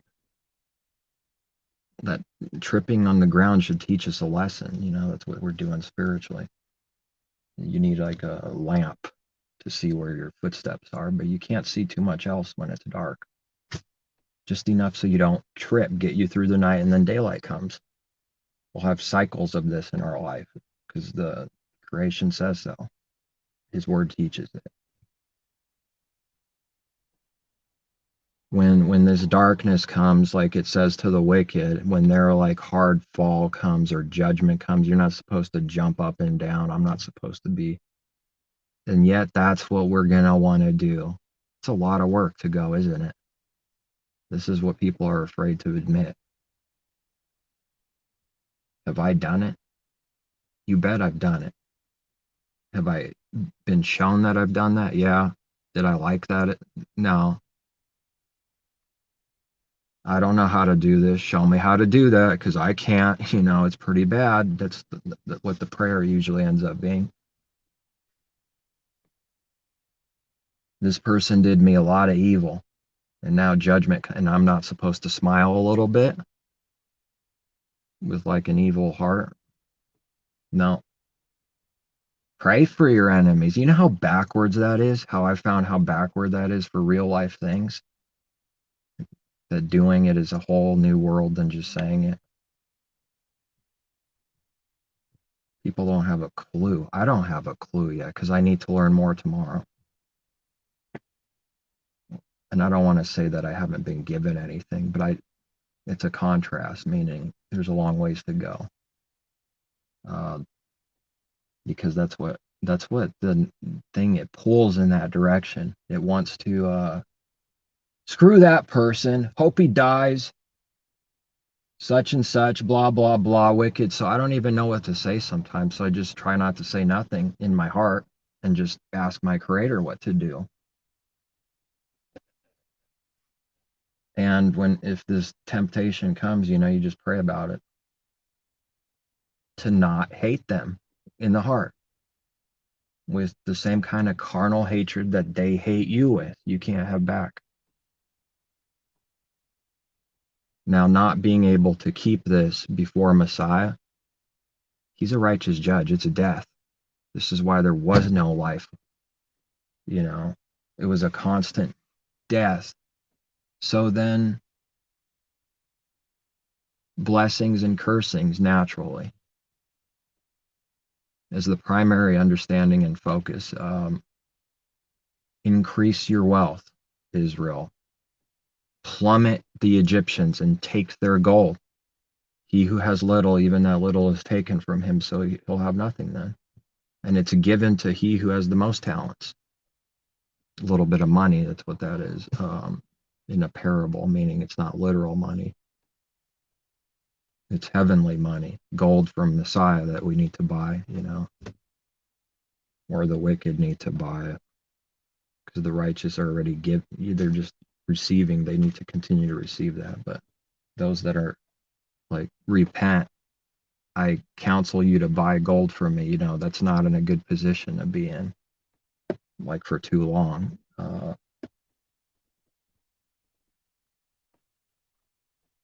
So that's what plundering Egypt. He plunders the Egyptians to give to his people. He's still doing that. And people think this is evil. Somewhere from someone, he's taking spiritually and giving it to those that have talents and are using it. And giving more understanding, more wisdom, more ability to do good works. And to him who has, much is required. So you have to be careful with the things that he gives you, like protect it, guard it, and use it properly. I feel like what I read, what I've been given to understand, I feel like I haven't done anything, like I haven't done enough. It always seems like that. I know that's not literally true, but it seems like I haven't done enough. Like, I wonder if it's always going to seem like that.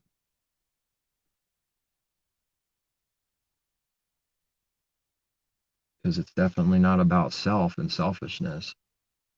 only. It's not just for us.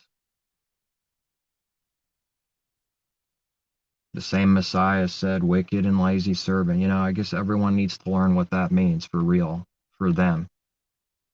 As long as the true Messiah is indeed in them and teaching them, then we're not too worried about any kind of amount of anything. Just that the true Messiah is in them. That's why the false Messiah needs to be exposed. The false Messiah doesn't care about the kingdom or any of the things in it, or the purpose of the kingdom, which is ultimately for the restoration of all things. And the kingdom will judge, because it already was. I'm telling you, that's why the Revelation says that. Was, is to come. It already happened. It is now, and it's going to happen. Israel, his people, his kingdom, judged the nations. There were examples of it.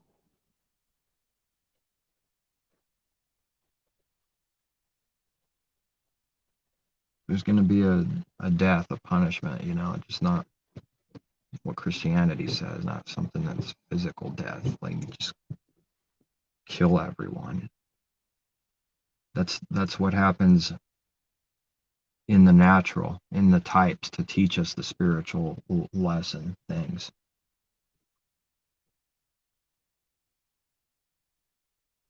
The goal of the kingdom judging is to what? Do away with everyone else because they weren't as good as us? It pretty much exposes pride pretty quickly.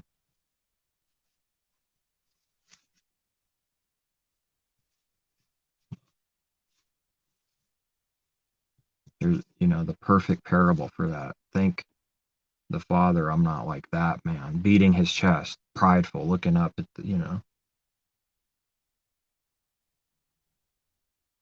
So what then? What? The natural carnal man, the enemy, the devil, the flesh wants to, it's going to want to pull in that direction and say, I'm so much better than that person in their mind and heart. It's like, thank God I'm not like that person. I'm so much better. Right? And then the other man doesn't beat his chest. He doesn't even look up. It's like really bad. He's looking down and says, help me, I'm a sinner. Which one of these two are counted, go down as, however it says, righteous or whatever? The latter. How do you do that in real life? That's what I'm asking. How do you do that? How do we actually change and do your commandments and everything? We're starting to do them. And also do this. What on earth is that?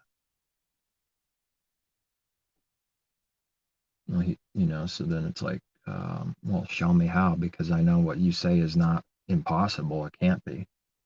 Like literally. For you to do. For me, it's impossible, but not for him.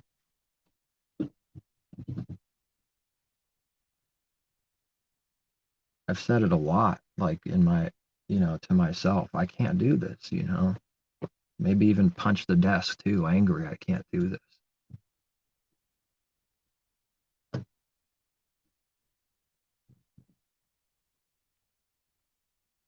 Yeah. I don't think there's a single true believer that doesn't have that. And that's what it's about. Everything else is like, without the heart, it's nothing. And religion is trickery, because they say it's all about the heart. They don't mean it. Sounds good though. I will say, yeah, sure, it sounds good. Sounds wise. It's all about the heart. They have foul intentions when they say that. They use that to do something, to teach something that's a lie. You bring up the commandments or something, or whatever someone might bring up, it's all about the heart. Why did they say that?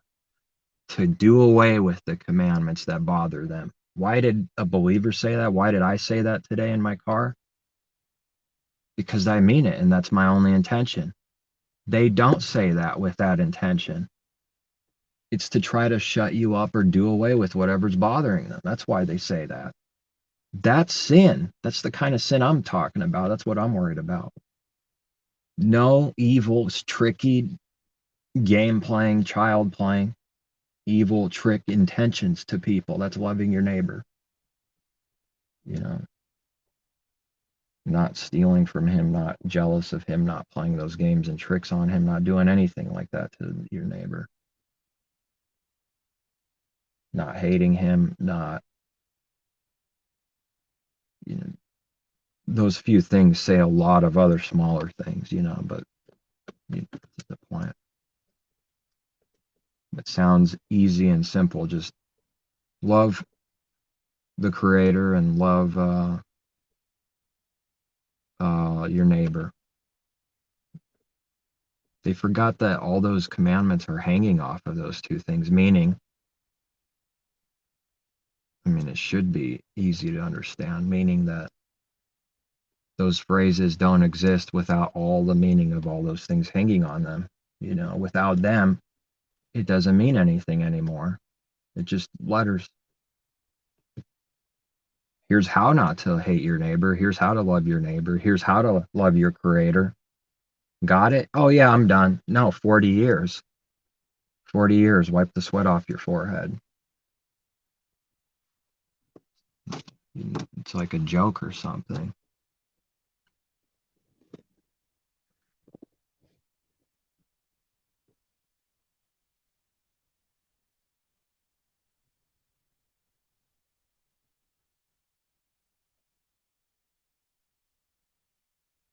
We could just be sitting in our car and sinning, but not physically doing anything. That's what I'm trying to stress and point out.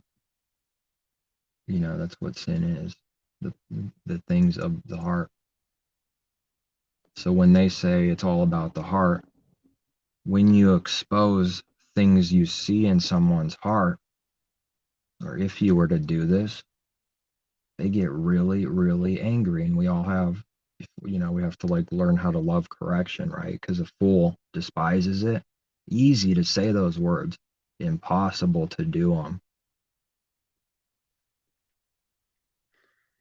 That's why I got told F you by someone I knew for a year with hundreds of dollars. I thought it was like a miracle. It was a miracle, the way we met and everything. And believe it or not, at the end, it's F you.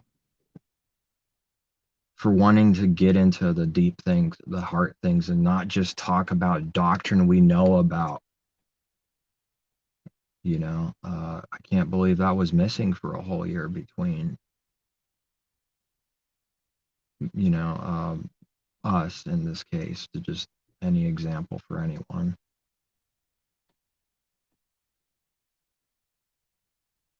It's not good enough. Doctrine, knowledge isn't good enough. And yet, people are destroyed without it. So it's like necessary, and yet it's not everything. And these are both true. My people are destroyed. They don't like that either, I found out in the church world. You're just after knowledge, just a bunch of knowledge. It could be a right judgment. But once again, they do this, from what I've seen, with the intent to kill, to make look evil, to do, there's some kind of stir up and hatred in the heart when they do this. It's a false accusation at that point. And they do it evilly. You bring up the scripture, well, my people are destroyed for a lack of knowledge. Kind of like a kid shaking their head. Like, nope, nope, nope. I've seen it by a minister. Shaking his head. Nope, nope. Like literally shaking his head hard. Nope, nope. My God did not create evil. Show me the verse. Show me the verse. I read the verse. Nope, nope. That's a hard blinding, but I didn't know anything hardly back then. It was just, I don't know, believer for a year, maybe less, I don't know. But someone I knew, a minister, uncle, that's been minister for years, still is, denied the plain letters of scripture there that say our Father created all things, including evil, and daylight and night. And they're, nope, nope, nope. That's a problem because of the things going on in the heart to get someone to say, nope, nope. It's a deep web. It's a tree, all the connections spiritually that implies the implications of it. Why they're saying that. So yeah, doctrine and knowledge is important, but yeah, it could get to someone's head, and I've already, seen it. FU is what I've seen. So it's like a wake up call for self. Am I doing that? It's not a matter of if, it's like how much, and get rid of it, Show me where it is and how much, and get rid of it, burn it out, kill it, do whatever it takes, destroy it. I hate it. And this war goes on. The flesh is wanting to do this, and it's weak to do what's right, and then the spirit is willing, and the flesh just doesn't want to do it. So that these two are at war with each other, so that you can't do whatever you want. Did they forget that too, for free will? That this exists for who? Only a believer. A carnal man cannot hear those words or know what it means. Only for someone that has the Father in them, Messiah in them, this war goes on, and it's real. And that this is happening so that you can't just do whatever you want. Free will. They could read it. I'm almost quoting it probably for word. Think about it. If someone's not a believer, an atheist, what war? There is no war. There is no Messiah in them. And this war is going on. That can't be possible until someone's born. Now you've entered Revelation when you're born. Look at these things. They're coming quickly, and it's going to get worse and worse. This tribulation, personally, for us, it's going to keep the devil's keep coming at us, because he got to refine us till we're perfected, So like, whatever that means, that's what needs to happen. Whatever that is for someone, it needs to happen. Blameless, spotless. That's what he's coming for. At what point can I say that's true right now? I'd be afraid to say that right now. There's work to be done, so I'm just hoping that I have enough time. That's all. But I do believe I do, because he's got it. He's got it under control.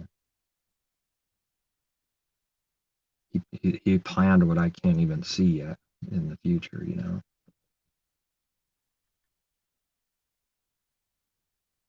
And things are coming, I'm sure of it, in the future that I can't see right now, and I'm not going to like it, because it already happened like that. It already happened. It's going to happen again. Just when I think, oh man, boom, whatever he brings.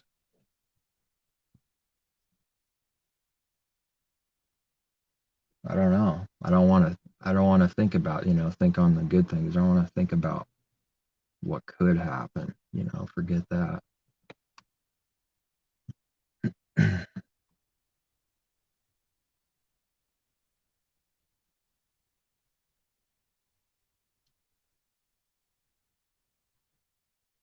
Where is this, man? Where is this fellowship? Someone want to call and send them a link? We could just see what the Spirit is saying. We could talk about other, the simpler things and what it means to keep this commandment or that, and how to do it literally and stuff. But without understanding it in the heart and doing it, then it's no good.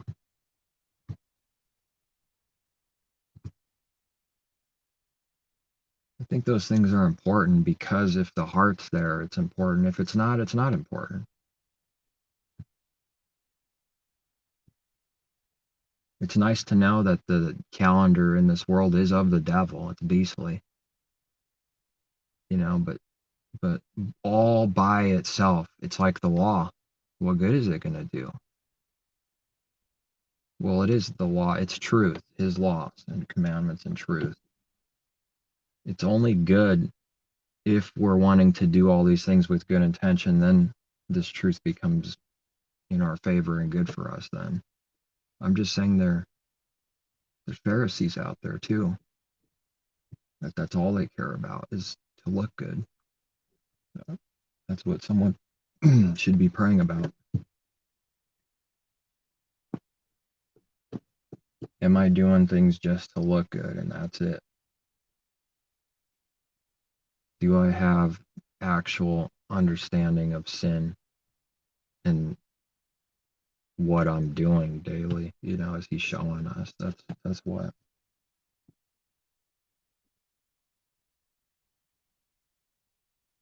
More I see, the uglier it gets, and I've already been guilty and part of it. I won't pretend I didn't make evil comments in the past on YouTube and stuff with other accounts and whatever. But it's like, okay, this is what you were doing, right? So I'm stopping it, I'm guilty of it. I mean, it doesn't mean I'll never make another mistake, but it's pretty ugly out there when you read YouTube comments. Doesn't matter what video. If it's popular, it's got ugly comments on there.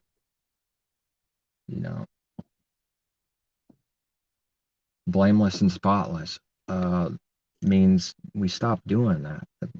That's what we're focused. We stop doing that evil. Stop telling people they didn't graduate high school and that they're retards and stupid because they don't believe whatever, some stupid carnal thing. But truth will hurt, though. We can't change that. Truth will hurt, So I wouldn't want to just never mention what I believe in, even about the earth and stuff. I'm just saying I believe that's part of seeing new things and truth, that because we're like coming out of darkness, like that the earth isn't a spinning globe. That's important for me. But it's connected to like why it's important, it's connected to the important things. It just all by itself, it's important. Someone might say, what is that going to change the world? They don't understand. We're not talking about that. Do you realize the amount of darkness and deception there must be in the world to get to that point where everyone believes this massive lie? And you don't think that's important? Something might be wrong with that person, darkness still. Carnal thinking, what is that going to change? Like, I'm going to go to work tomorrow. What's that going to do? They don't care about anything important from the heart, We're not trying to say what they say.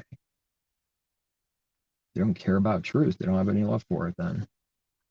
What do you mean it doesn't matter? It doesn't bother you that there's 7 billion people deceived about something? Okay.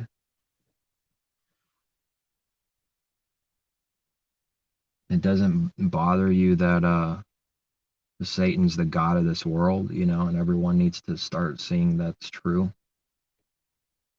For not just other people, for themselves. This is what we're at war with.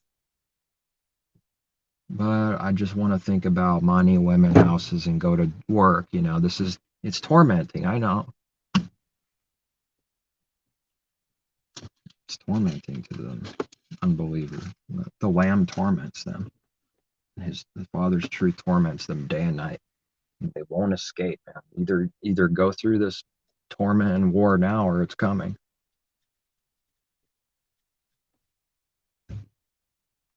And believers are, what do I learn from Lot being tormented in Sodom and Gomorrah? That's important. The believers are tormented in Sodom and Gomorrah. See, it's not about a city. It's all Sodom and Gomorrah, because we're not talking about looks only and carnal only. Spiritual Babylon, it's all Sodom and Gomorrah everywhere. For every believer out there, it's Sodom and Gomorrah everywhere around them. And a nation always waxes worse and worse. Like, what's inside, like, starts, like, the restraint. just like lifts off and is worse, and it starts like losing it completely. And it's like it even forgets how to masquerade. Maybe like sleeping around with a dog right in the middle of a stop sign street or something. That's all I'm saying. It just gets worse and perverse more and more sexually as the nation ends its career of sin, because it already happened.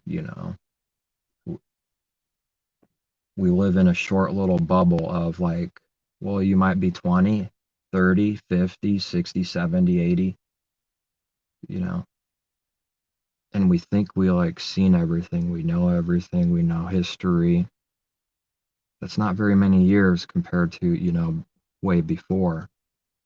It's a delusion, man. Humanity forgets the things it's done, like it says in Ecclesiastes, and cannot learn for them. So they will talk like that because that's what their heart speaks. What destruction? There's no judgment. How do you know what happened 500 years ago? Who was there to see it? Is there any pictures? You got a video? And if something did happen, something pretty serious, the devil would like to take the creator out of the picture and make sure to give you some kind of alternative definition. Anything but the truth, that's what's constantly going on. Why are all those nations gone anyways? Because of sin. Because it piled up to the heavens, like I read. The Father's, goes up to the heavens like it's full, whatever full is.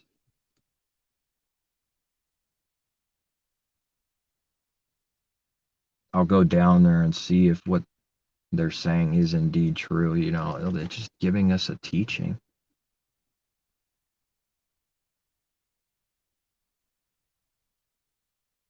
Like what that also teaches me is like his power is like separate from this world. It's like, oh, it is just a drop in a bucket. And the angels go down and like, okay, the Father will come and check to see. It's like as if, oh no,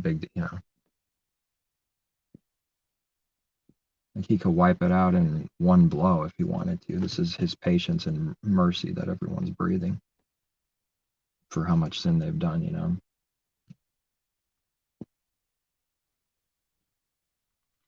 So to be in his image, we don't get quick to wrath, right? Because Proverbs says that that's for foolish people. And they'll do stupid, evil things when you get quickly angry and wrathful. Slow to anger is wisdom, it says. That's who our Father is then.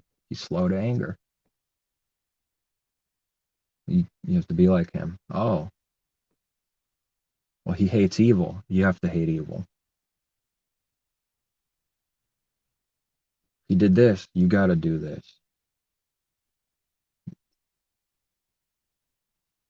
They shall be made in my image, in his image, and in our image, Father and Messiah. A prophecy that's always working.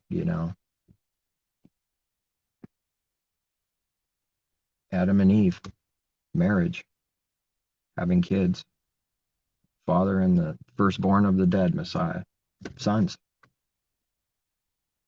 Being made in the Father's image, and Messiah is the first. So that's like the wedding, see? It's like a type of that.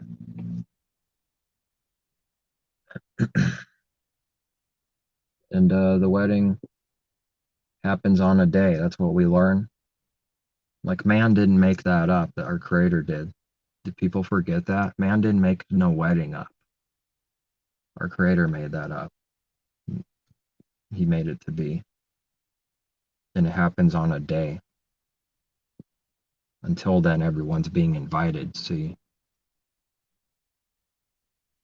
But people want to be God in their own mind and think like just because it doesn't happen right now, I'm God. It happened long ago. It's like if this or that. That's not what it's like. It's always true. It's constantly. He was inviting people 500 years ago, 1,000 years ago, right now, and he will tomorrow. Until the wedding day. Foolish people. It's not our perspective. It's not our time of anything. The day is like 1,000 years. Okay. Compel them to come in. Was that just true for blood Jews back then? Come on, we get serious here. The calling of the Gentiles.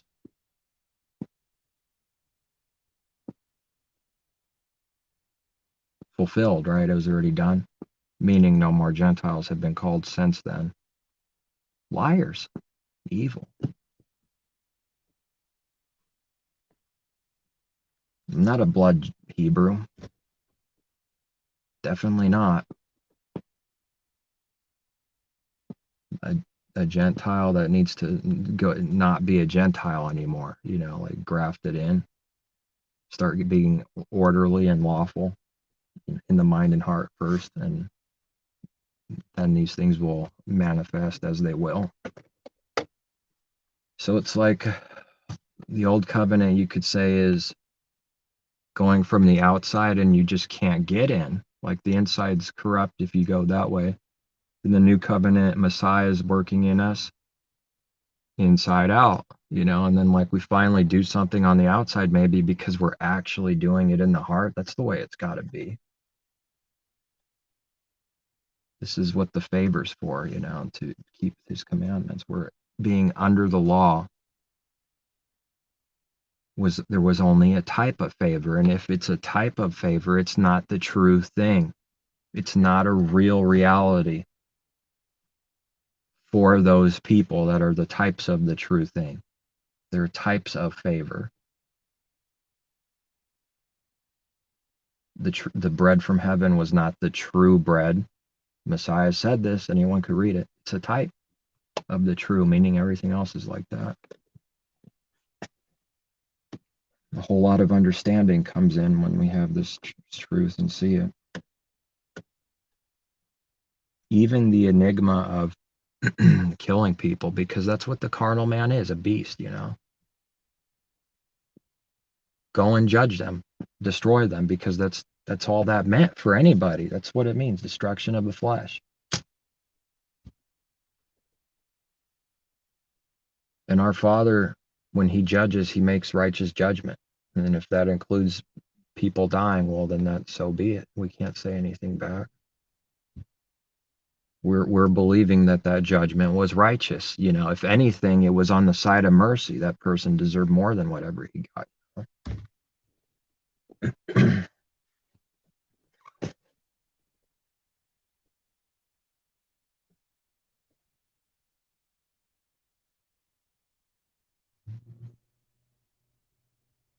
To like try even talk back is like to try to be God, take place of our Creator. Who are you to talk back? That's what I read. You can't do that. Wouldn't someone that hates this truth tell their little kid, who are you to talk back? And if you told them this example right to their face, they would turn pale-faced. That's how blind it is. It's that it's that blind.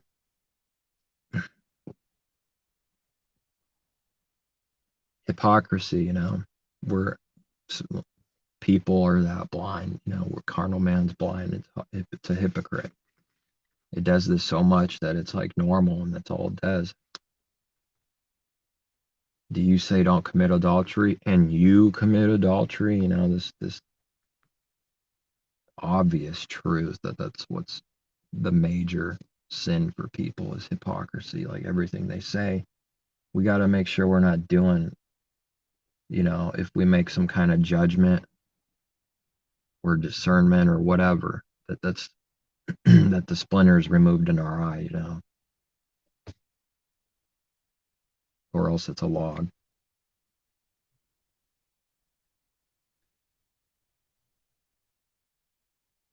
Yeah.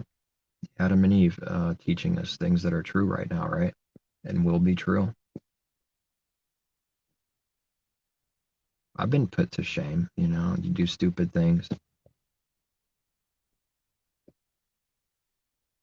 But that's what the judgment too. They were exposed and they were shamed. Who told you you were like this? It's interesting. They didn't even know. How much faith and belief does it take to believe that about yourself that you don't even know? What is that, just for Adam and Eve? That who told you? Meaning they didn't know, right? Someone told them. Who told you you're naked and now you're ashamed? And now you need to cover yourself. They covered themselves first, right? The need to cover self and hide in religion. In this case, trees or whatever, fig leaves, trees. The natural is teaching the spiritual. It doesn't contradict it. And within a day, he died. He lived a little less than 1,000 years. It's interesting that I read that in Revelation. I wonder what this judgment might be like. I don't know. I honestly don't, but it's going to be something like that. Like a dying you shall die destruction, until there's no more carnality in people.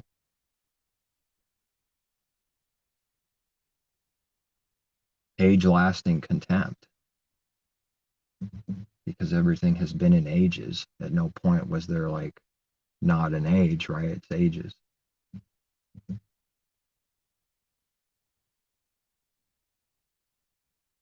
Weeping and gnashing of teeth.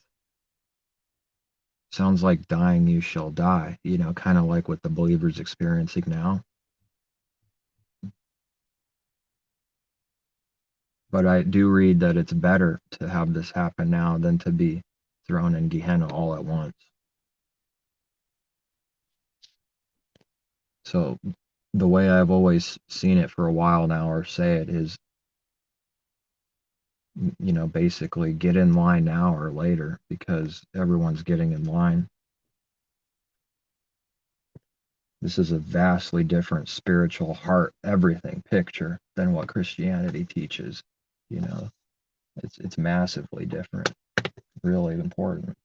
I don't believe in the torture of people, but I do believe in the strict judgments, and I'm afraid of them.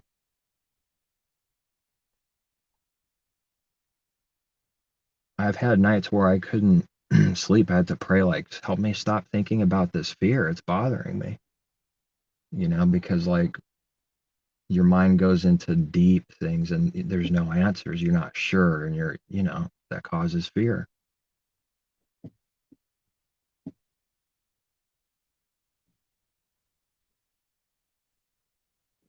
And that's why he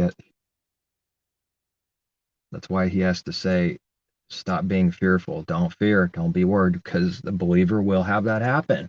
The wicked don't. And if they live all their life with no fear in their eyes, what on earth does someone think is coming for them? Like the cartoon, the eyeballs popping out. That's what's coming.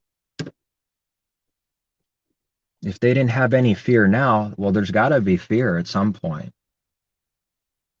So then so the believers have their ups and downs with this fear, because the beginning of fear is knowledge, wisdom.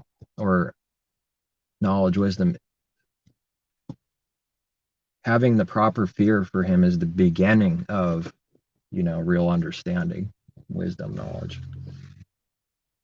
Therefore, the wicked have zero understanding. I've been saying it a lot, and people, I've seen how many people hate this around me here anyway. They don't believe it. The wicked have no understanding. I believe the scriptures. Do you?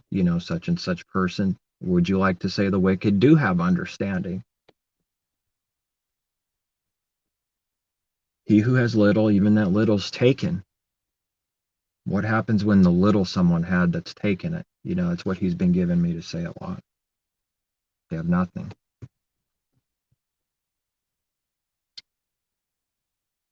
No understanding.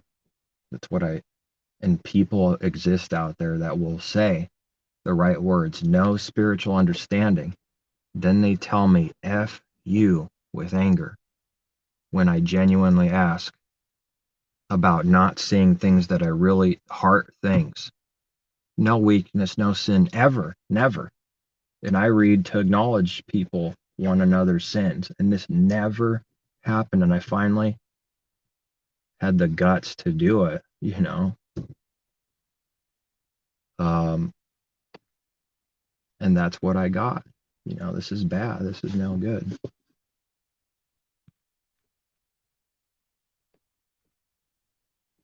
Doesn't it take someone acknowledging that they make mistakes to acknowledge one another your fault so you could be what? Healed?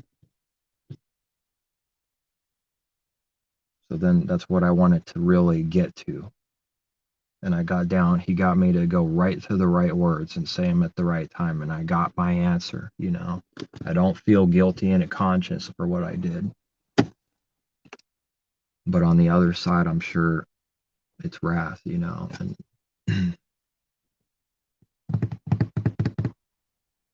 I guess, you know, my experience is my experience. Someone else's is someone else's. This was a year or more, hundreds of hours. And I didn't see it. I didn't see it. I had help come the way to help me see it sooner, or maybe I never would have seen it. What was the purpose and goal that I could say now, looking back, trying to control? Watch out for that spirit. Trying to control.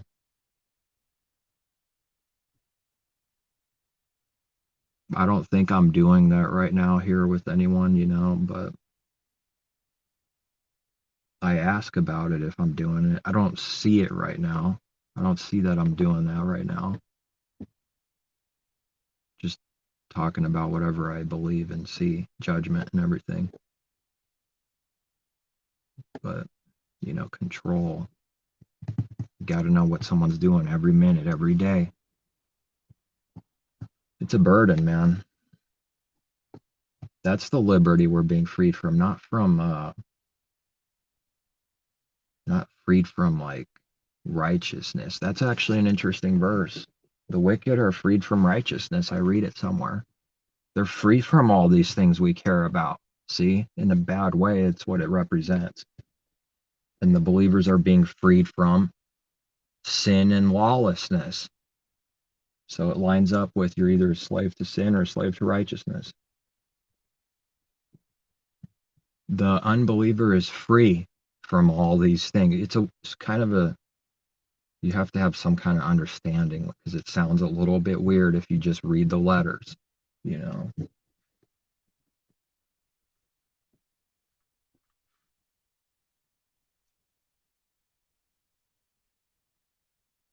Freed from anything good, freed from meaning they're slaves to sin, they're slave to something, and they're in debt, and debt has to be paid. Oh no man anything. That's what I read. Oh no man anything. And don't say to the person, I'll give it back in 5 days. Give it back right away. And if they ask, give it back, you know, that kind of spirit. No game playing. No game playing to see what they'll do if I do this to them. We don't do that to anyone at any time, period. Even if someone's doing us evil, we don't check to see if they're going to do more evil. That's what the carnal man wants to do constantly. And I'm telling you, people don't see that they're doing it.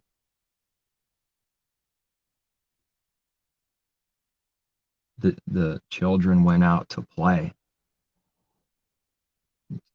The children went out to play.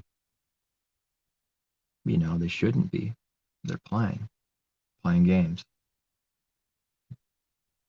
That's why it's not a coincidence to me that the devil rewards game playing like the most, basically. Acting, game playing, millions of dollars for doing it. How come it lines up with truth? Children went out to play, that's a bad thing. It's teaching something like spiritual negative thing, playing these games.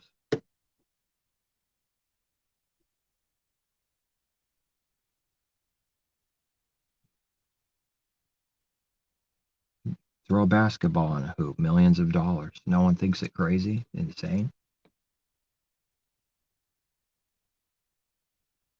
You could start talking about it on a carnal level, like what does that do for society? Is that really needed? And if you are going to pay them, why not like at least close to what everyone else is doing? You know, why millions of dollars?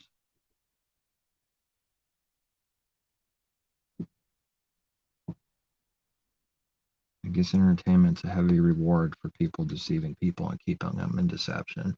It's a heavy reward, I guess, from the negative side. And the Satan has a kingdom to offer. Rewards, you know. People get mixed up with the rewards from our Creator and rewards from the devil.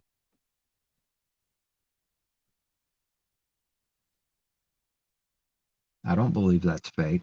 If you bow your knee to the devil, he'll give you rewards. I don't think that's fake. I don't think that was a joke. You see these kingdoms that you can see here. Look, I'll give you some of this or all of it or whatever. You know, the point is the devil has something to offer if he's your God.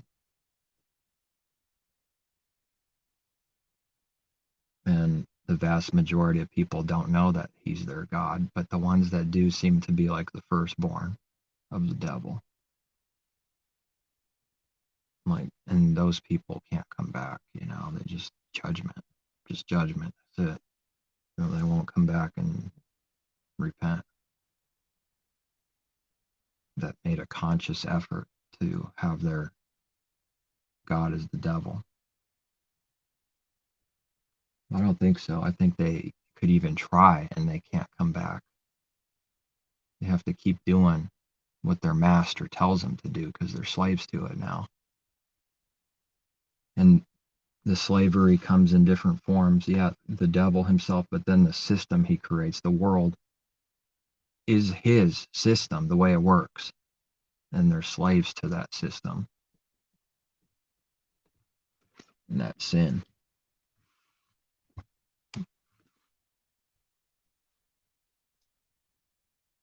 I've been thinking that the world's so backwards that whatever we see, like almost none of it's right, if anything, the way it's working. Because that's why I'm told not to love this world or anything in it. It must be all evil. The way it's done, with the intentions that it's done for, it must be evil and greedy and selfish and self-righteous and prideful.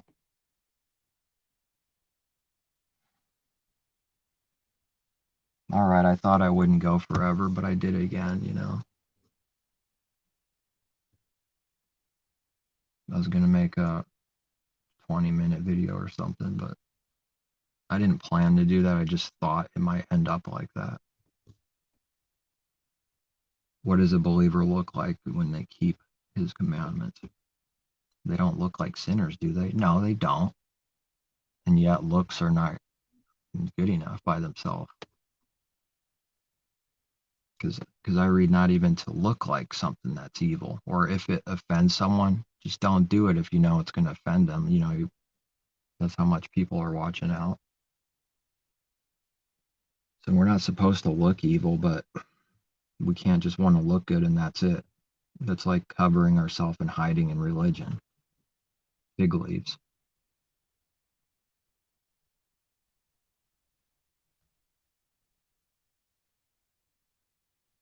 It's That's what he taught me. Covering self with fig leaves is self-righteous.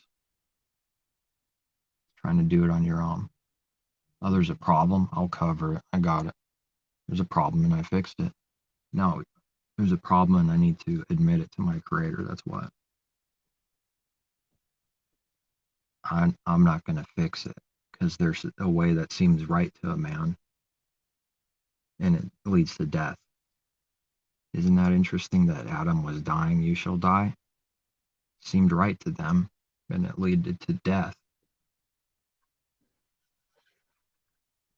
The trickster, that serpent, beguiled them and everyone, not just them. That's what it's teaching. And I'm worried that this same serpent is beguiling some of you. I read somewhere in the New Testament the same way, through different tricks and stuff, but it's the same thing.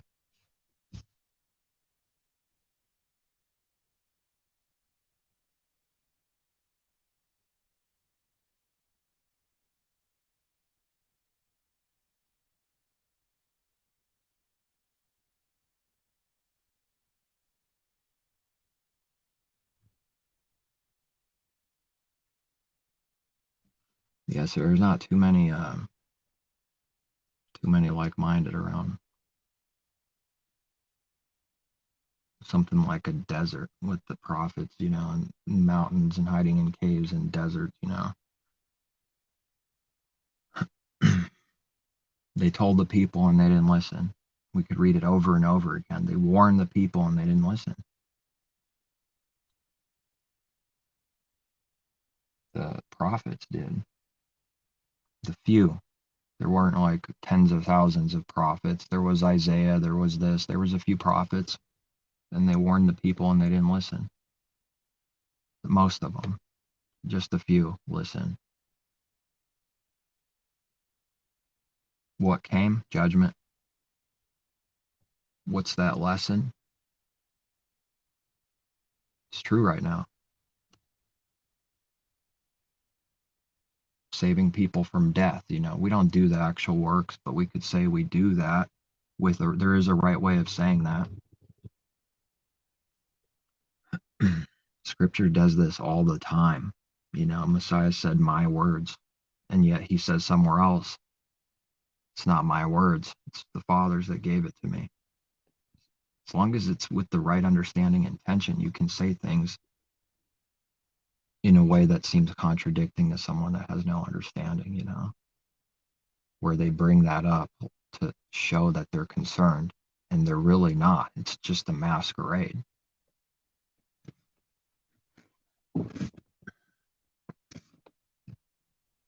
They're concerned about their religion being exposed and who and what they are exposed. That's what's being protected. And it's true for everyone, not just religion. Nobody wants to be exposed. It must not feel good to be exposed in shame and nakedness. Boom, there it is. No one likes that. Who likes that?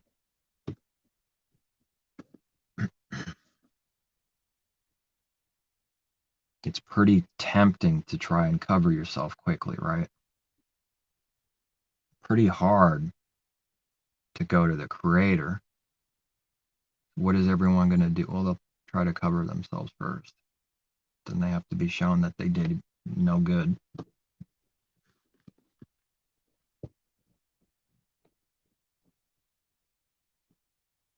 Anyone that believes in Messiah won't be put to shame. What is the contrary to that? Anyone that doesn't believe in Messiah will be put to shame.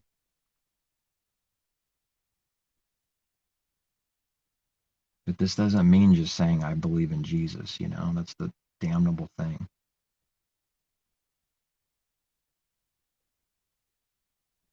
When it says that, it has a lot of meaning. And here's all of the scripture that is connected to that phrase, belief. Or like someone told me, it's more than just belief, assurance.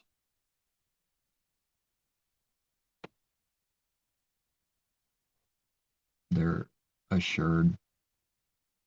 They talk about things they know, not just like believe as in like I believe but I don't know. See, but I know the scripture there doesn't actually mean that. When it says belief, it's people that really believe they know what's true. But yeah, people will have that false belief though.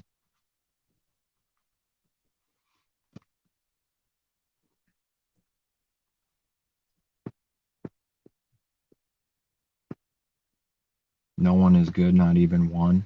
Messiah said that, except the Father. Why is that true? Because no one is good except one. That's why. deeper than that, because no one is righteous of their own self. That's and that's why that's true. And he counted himself out if somebody didn't notice.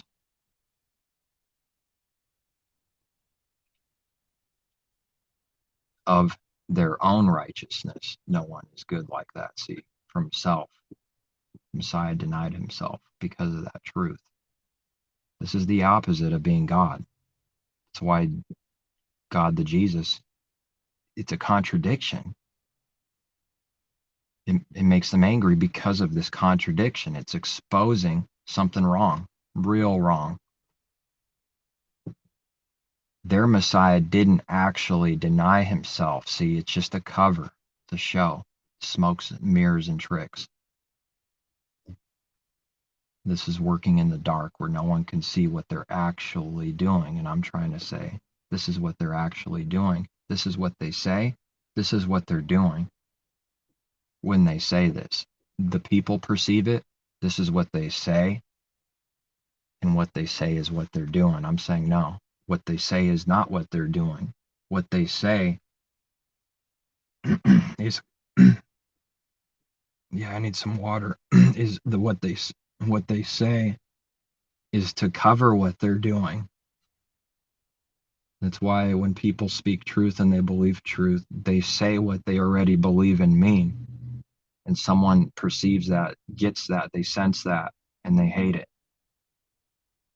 Because they're not playing the same game and cover that the other person is.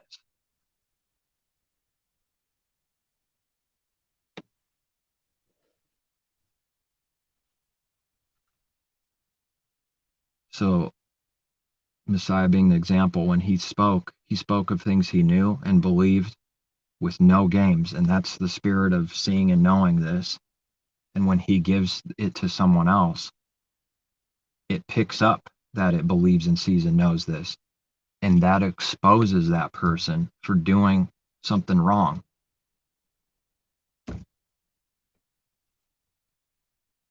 When a false messenger says to someone that's not a believer, it's doing this cover and it speaks to the other person, and that's what it picks up, and it's okay with that. That's why it doesn't bother them, man. That's why the smooth words don't cut to the heart.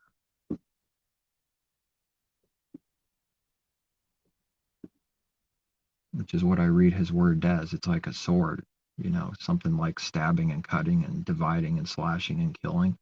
It's what it's doing to the carnal man.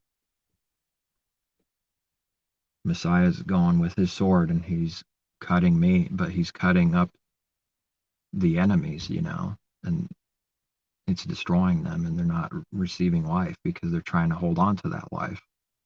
The thing that needs to be destroyed, they're holding on to. So when someone's being cut up like this, it's destroying who and what they are, and that's all they are. It's a threat against their literal life because that's who and what they are, and there's nothing to replace it with. So that's the most evil thing that could happen to someone, is to threaten who and what they are, cut it up and destroy it, and that's what our Father does. So anytime you give truth, it will be perceived as evil from the eyes of the wicked, and doing exactly that. See? That's why they get angry. I'm saying that's why people get angry. That's why I've gotten angry. We're not exempt. That's why I got told F you. It's amazing.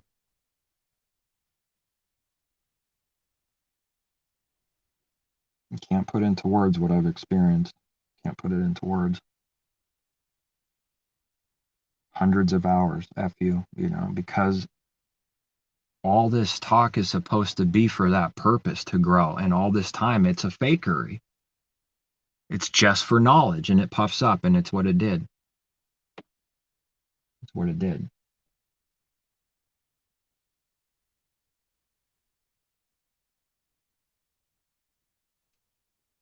That's why the train horn is going off. That's why I read knowledge puffs up, and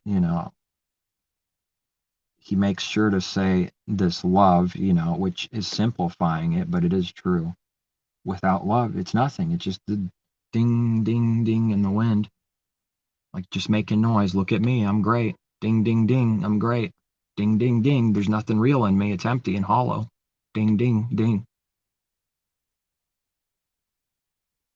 And I think every believer has to experience something like that so that they can see themselves better.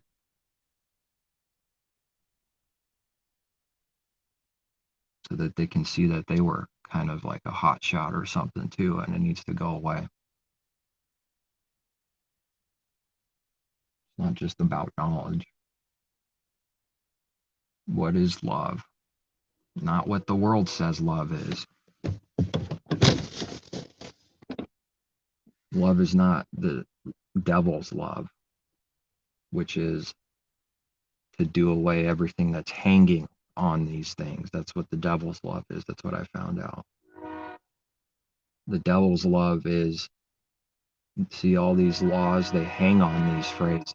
The devil's love is just those words, ding, ding, ding, ding, with nothing hanging there. They seem to forget that, Messiah didn't do away with all that. It's simplifying it, and he didn't make it up. It's in the law. It's already in there. But he was living it, and people, it was like a, whoa, who's this guy? No one ever taught like him. No one lived like him. And a lot of people were hating him because of that. Because everyone was just going ding, ding, ding the whole time for 1,500 years.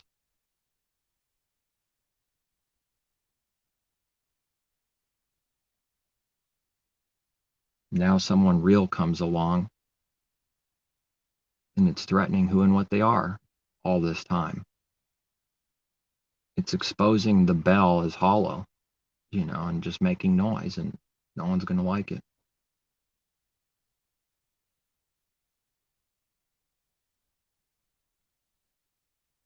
So that brings like a godly sorrow, Elohimly sorrow, because the person finds out he's not such a great teacher and hotshot after all. He's just a worm,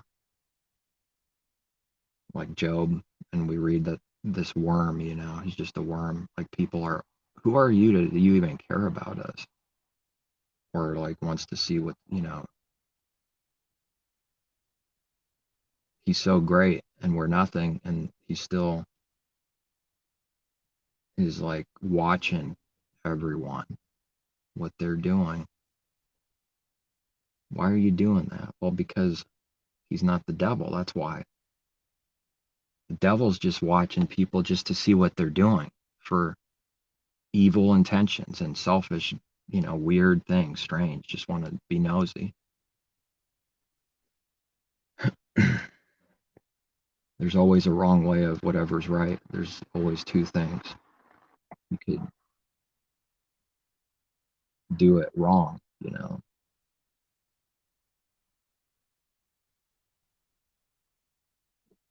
So Messiah had disciples following him for a time, but there's a wrong way of doing that, because that was the right way.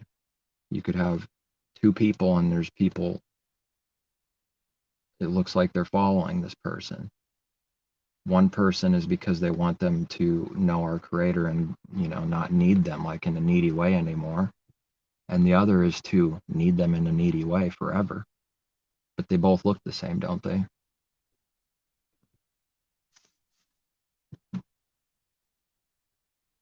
Messiah went away. See that he was an example first of, not being there right with them. And they needed to grow up and not need that same exact thing anymore. They need the Father. They need him every day, but not in like that needy way like that.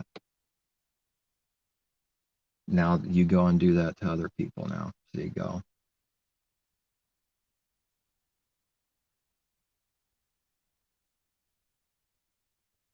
I shepherded you. You shepherd other people. Pretty simple. And that's the intention. Anything else is evil.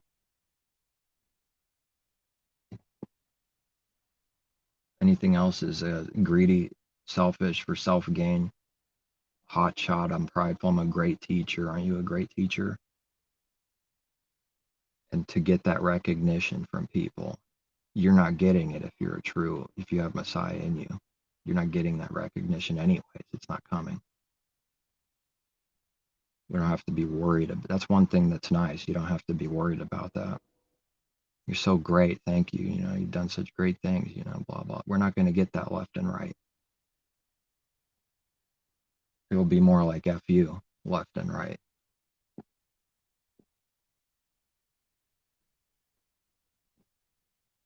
Because that's Messiah. There's the example.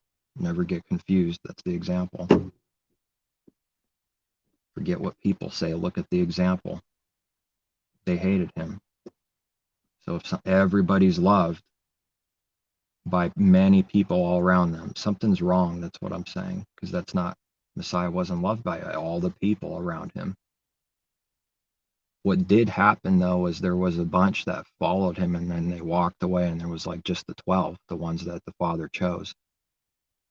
And they're going, we don't got anything else. If we go back to that, it's like an empty ding, ding, ding, because we've seen too much. We know too much.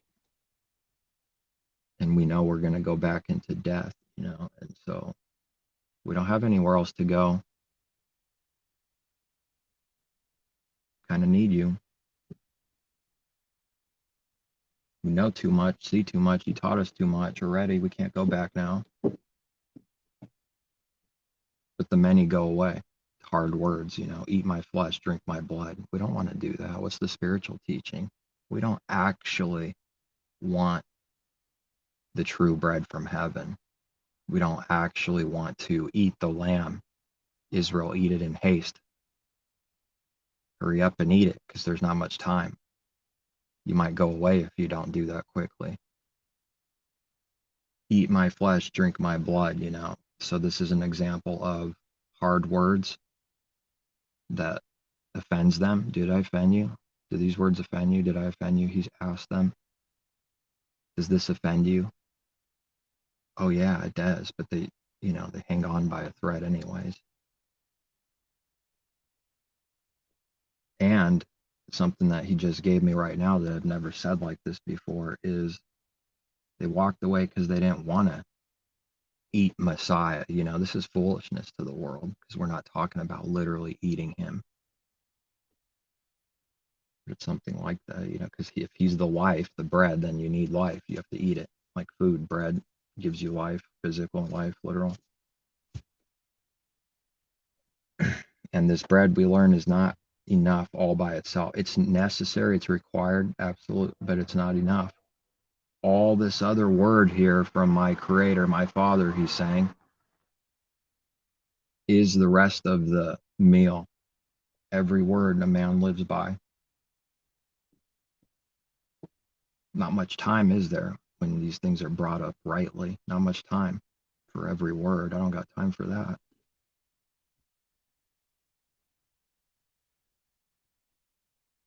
Well, then you're not seeking the kingdom, sadly. But they want to believe something false. So what do? What does man do? Change the definition of what it means to seek the kingdom so that they could re-enter another way, but it's not real. Just a delusion. Little wolves trying to hop in over the gate, you know. They think they're doing that.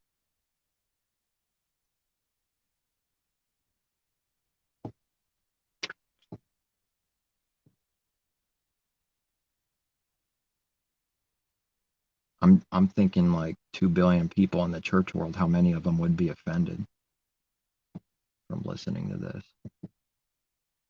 Because if they're not of the truth, then everything I'm saying that I've been given is attacking them. So then it will offend them. And I don't try to do that. See, but they're going to accuse me of wanting to do that with that evil intention. That's what his word is doing, that, not me.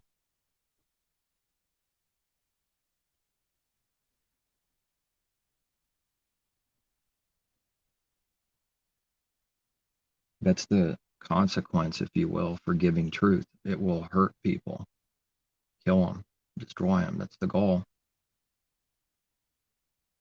But the goal is that they repent, though. instead of just walk away like the many. A lot of people walking after him. What is this teaching? Was it just for then? Now it's a picture so we could see what's happening all the time. There's a lot of people that look like they're walking after Messiah, but they walk away, you know. Or it could be even a believer. Someone walks with them, I'm with you, and they walk away. It happened to him, it'll happen to us. They go bye-bye. They go away. They go away.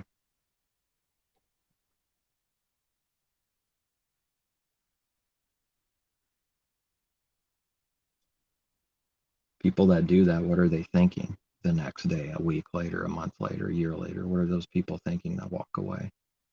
Delusion. They force themselves to believe a lie, you know, because if someone walks away for good, they have to believe a lie. Can we see that? They don't want truth. They want to believe a lie. It threatened what they thought was true, and they want to believe the lie. So they walk away because the dark it can't be one with the light. It has to be something else. It has to be a lie, the opposite of truth, which is light. If it walks away, it's a lie, and it believes these lies continually.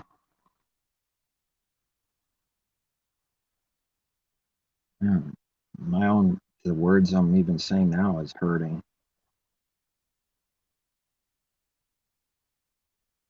It happens a lot in the videos. Like, I wish I just didn't even do it. But I don't mean that literally.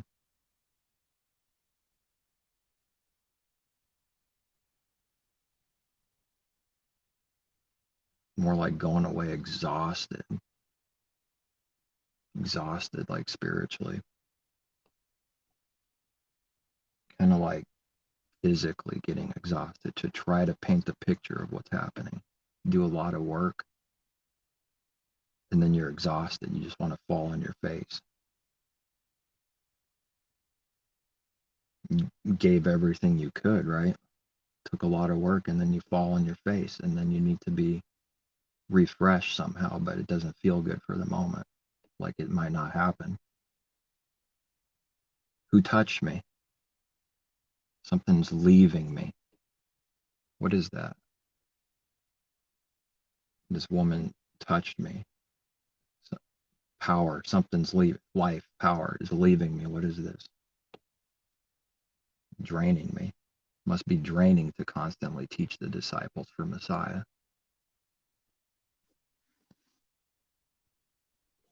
And it's draining to see that people hate truth every day.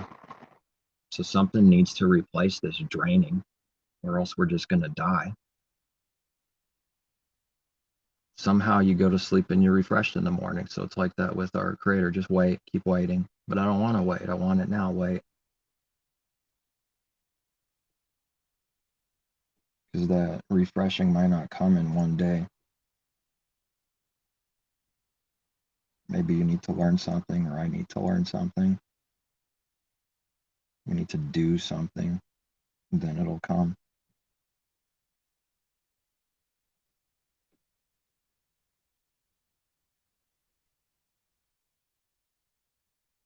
Learn a lesson.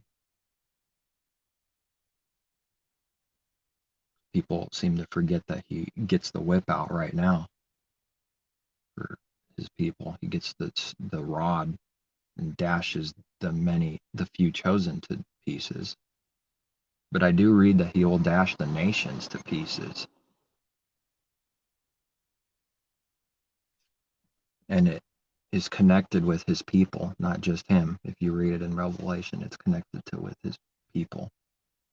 It speaks of them, and then it quotes the prophecy, he will dash them.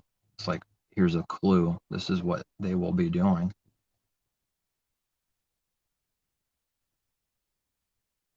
It sounds cruel, right? It always does. Dashing someone to pieces. This must be an evil Messiah, you know. It's threatening who and what I am. This is evil. It's always going to be perceived like that. It can't be another way. When someone understands this, then they'll finally see the foolishness of free will as it's taught. by the world and church world. If it can only be one way when something happens, truth in this case, that's the only way it can be, like it or not.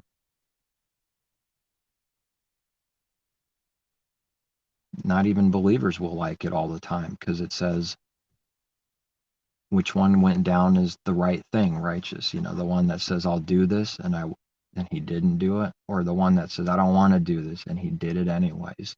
The latter.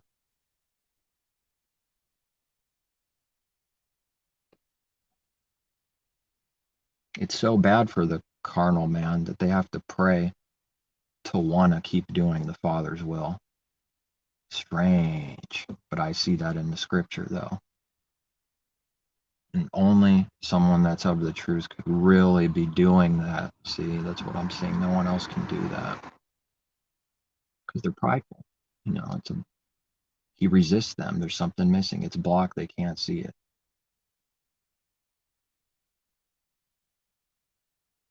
What's it look like? Makes me or someone else that has Messiah in us evil, look evil on the outside, because we admit that we don't always want to do this.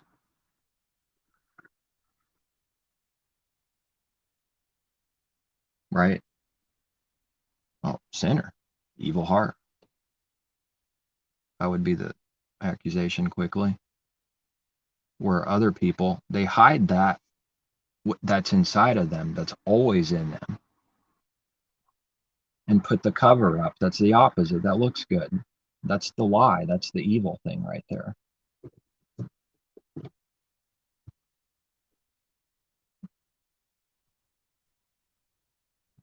What could someone do if this is a problem? Revolution. Pray about it. Because we actually believe in the power of change that the Father does. Changes your heart, molds it, because that's like a physical picture. Molding it, putting in a soft heart means it's literally changing the physical thing, right? So we're changing. Whereas a stone, it's just a stone, stony hearts. I'll remove that from all of Israel, 1,500 years. This was all stone, never actually changed inside, and give them a heart of flesh. See how deep that is? But you read the letters and it's a veil. That's what the veil is, not what most people say a veil is. Our Father didn't destroy people. That's the veil. I'm glad someone brought that to my attention. Even James says there's only one lawgiver who's able to save and destroy, and he's able to destroy all those in Gehenna. And there's people out there teaching that he does not do any of this, never did, and is not doing that.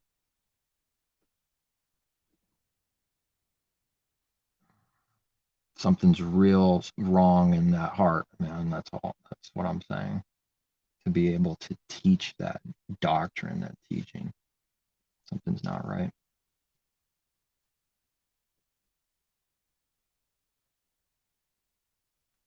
And the thing that got brought up to my mind right away is that's the devil. The devil doesn't mold our hearts. He's talking about his God, and it makes me sound evil, and I'm not trying to be evil sounding. Exposing Lord Satan to give you Lord Satan, that's what's going on. You have to expose something to make you look like you're of the truth. That's the masquerade. Whereas believer is actually exposing lies and giving what they've been given, truth. They're not doing any fakery, trickery. And there's too much of that going on everywhere. And it's getting real bad. And with the internet and YouTube and everything, Facebook out there, they're spreading all these lies real quickly. It's getting real bad.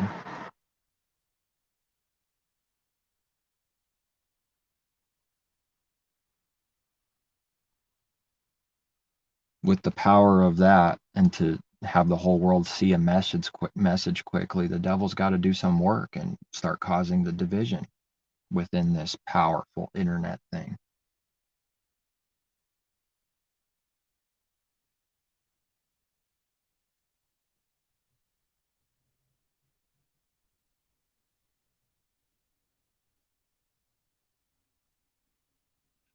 What is like, I think I'm going to stop soon. I'm going to die right after it stops. To like a little kid, mature things are like stupid, right? It doesn't even cross their mind. What does that mean? It's boring. Adult stuff? I want to play. I'm telling you, I'm seeing that in people, but like the spiritual, the higher, bigger thing, not like kid stuff. This kind of truth here, the real truth, the heart things of truth, put the law in the heart. So therefore we talk about the laws which is connected to the heart. It can't be separated. Is boring and foolish, and it goes in one ear and right out of the other for those that are children. And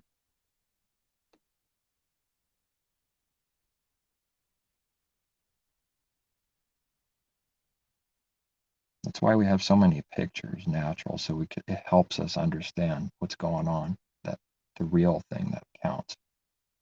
And kids, it's true, right? I'm not lying. Kids don't understand mature adult things. It's boring. They don't want to think about it, do it. They don't understand it. That's how it was for me, I know. And then you put away the childish things, and sure enough, what those adults are saying on a carnal level is not boring anymore. Now you like need to know them. And the childish stuff is like, I can't play with my choo-choo train like I used to. I just can't do it anymore. And it's a death, and you let go of your childness. And it's sad and necessary. But the children went out to play, so people can't leave their religion, their false thing. It's a death, and they're afraid to die because Israel says, I don't want to hear your voice. We're afraid that we'll die. Anyone can read it. So then what is it? The Israel today, the many called, don't want to hear our Father's voice. So then why? Because they're afraid to die, let go of the carnal man, the soul, who and what they are, like that child, but like with his truth, real things. They stay a child. I spoke as a child, I was a child, I was this and that. And then boom, you grow up, right? And they used to do childish things, all that. That's why the apostles he's not talking about trains.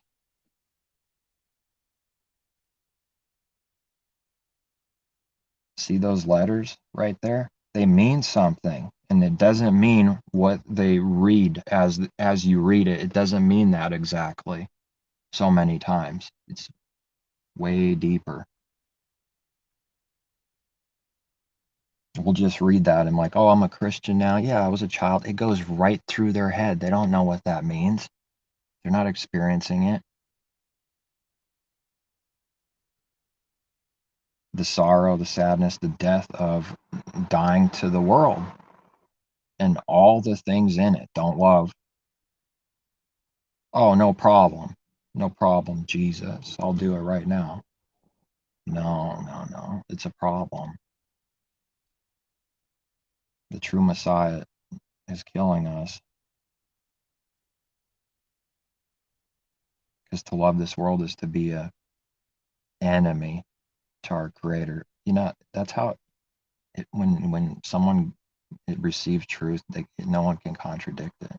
You just keep going, keep connecting Scripture. It's a tree. Look at the tree. It's connected. It's either a good tree or a bad tree. Nothing in between. So when someone is discerned, are they a good tree or a bad tree? Or a good little weed, or a good little plant, like different stages. It's either one or the other. There's no in between.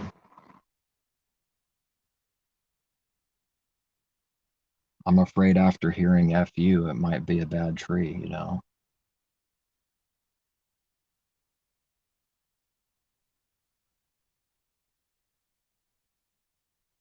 What is the church world's understanding of sorrow and being worried for the people? And I'm worried that Satan beguiles you, that they're going to burn in hell forever. No, the love that the apostles receiving is so real and powerful that they care about the condition and who and what people are right now, right this minute. And they see the destruction before them on what these things mean. So that's why it's sad for the apostle, not because they're going to be tortured in fire forever. It's because it's a destruction, man. Right now. And that's the end is destruction.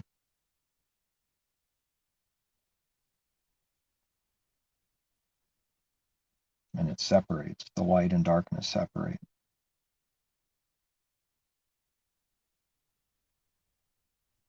If I wait long enough here, it's going to be morning soon. That's good to talk about. I'm really happy that the Father showed me that a day starts in the morning. It becomes really valuable when all these real things are understood, but without it, not good enough. It is a discernment when someone hates that. Why do they hate a day starting so? It's a lot deeper than probably any church world believer or any of us would have thought before, where we can actually make discernment on someone hating a day starts in the morning, like continually hating it and resisting it. It's a discernment, but that's not good enough by itself. Why do they hate that? Because it's backwards. It's telling me something about the heart. If they're that blinded backwards on earthly things, how will they understand the real things we're concerned with, heavenly things? There's a Messiah that exists that says those words, and he says they don't ever go away. They won't go away. They mean that right now. If you don't understand this earthly thing, look, that a day starts in the morning, that's earthly. It's natural, carnal, if you will. Not what it means that it's carnal, but it's natural, it's earthly. People can see it, they can physically understand it. See, it's earthly, lowly. How, if that's backwards and you cannot see this earthly thing, how on earth are you going to see what that earthly thing means? It requires them to understand what that earthly thing means first, then to see the real thing, heavenly thing, above thing, spiritual thing. It's a requirement. That's why you can't do away with Moses. It's a requirement to understand what this means, natural first, for children to be doing. So if we hate the natural thing or earthly thing or the law and Moses and everything, then are they doing the heavenly thing? Are they keeping these laws and commandments in their heart? No. No. And I'm just sharing something that was a powerful experience. More knowledge than I've ever heard in my life. But one thing the Father showed me, the law went away. And that same person told me, F you. Hopefully someone can get something out of that. My darkness for their light. One major discernment, and that could be it. Oh, you love riches, you walk away. That's why I've been given to say that. It's teaching that one major thing could say that whole tree is corrupt. All that knowledge, so much knowledge, and even the knowledge of not torturing people forever. F you when the heart thing starts being talked about. And the teaching was the law does not exist. In plain words, that's what it was. And there's a connection there for me to learn from, to see. And I don't like what I see, but here it is. There's a connection with people that say the law doesn't exist. That's what I'm saying. Trickery about how religion says the law is wrath, and then they just walk away. The law is wrath. Explain it. Well, the law is wrath. No one can do it to a heavy burden, heavy yoke. They're saying that with evil intentions and covering the real meaning and truth about it and sprinkling some true words on the top.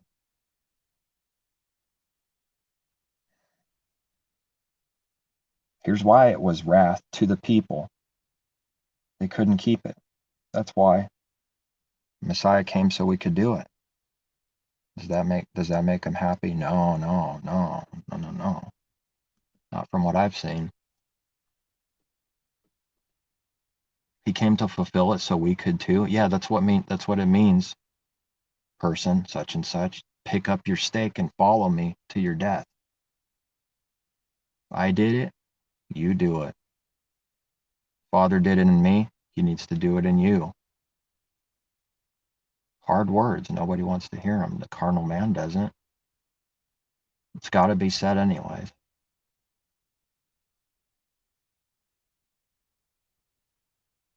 He died, lived again, kept the commandments, also we could do it too and have life. Because we could kick and scream till something blows up or burns. But there's only one way to life, and that's keeping the commandments. If you want life, keep the commandments.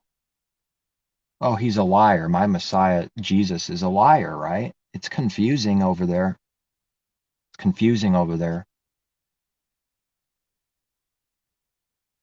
That's why I separate Jesus now for a while now and from now on, because you can't do it anymore. Can't say that name anymore with any good conscience.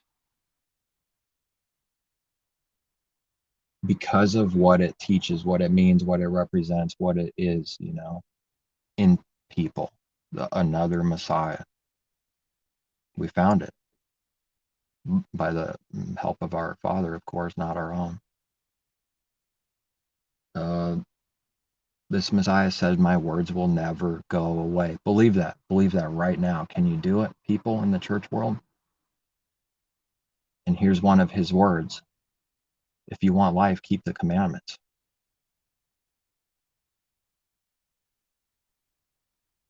It's a contradiction to them. It's foolishness to them, right? Because they're Gentiles. Foolishness to them. They're the Gentile church world when they're supposed to be Jerusalem, grafted in, and have the same law as the native. Paul taught the law in Ephesians 2. It's in the law, like many times, that if somebody comes in, physical Jerusalem, the literal city here, that they're one. They have the same creator, the same lawgiver, the same law. It makes sense to me. So then someone that becomes a believer in Messiah now, spiritual Jerusalem that's divided and all over the earth, it's not about a city right now or anything. They have the same law, the same creator, the same lawgiver. It makes sense to me. If someone rejects that, they have another Messiah, another creator, right? Another God. It's many so-called gods. To us, there's only one creator, one Father. Notice that the Father is only the creator. Only the Father is the creator. And then there's one Messiah. Actually, like for real. There's many so-called gods and another Messiah and stuff, but there's only one real creator and one true Messiah.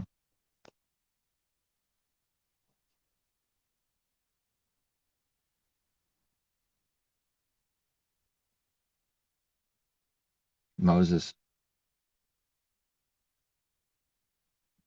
his hand like got tired, and and like it's kind of strange. If his hand is up, people are overcoming, but if it goes down,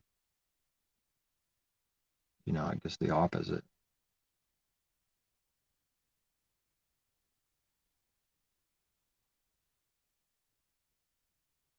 Basically, we need Messiah, right? That's what we need. If he goes down, we go down.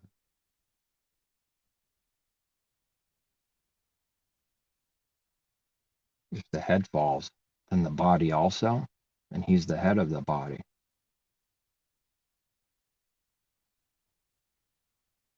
But the Father will sustain. It's not going to fall. And the head controls the hands and the feet. So then Messiah, see, this is spiritual and it's real and it's true. What? It's mystical? Would they like to explain it some other way?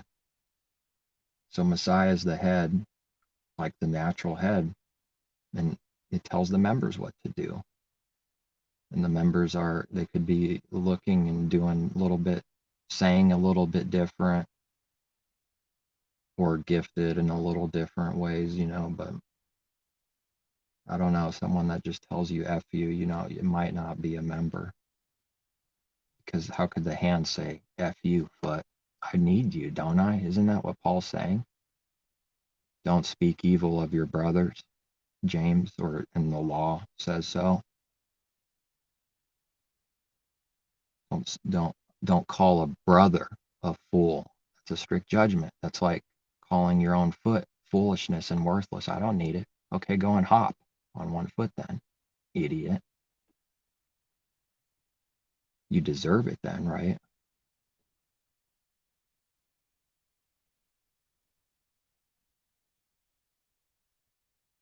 I don't need these eyes.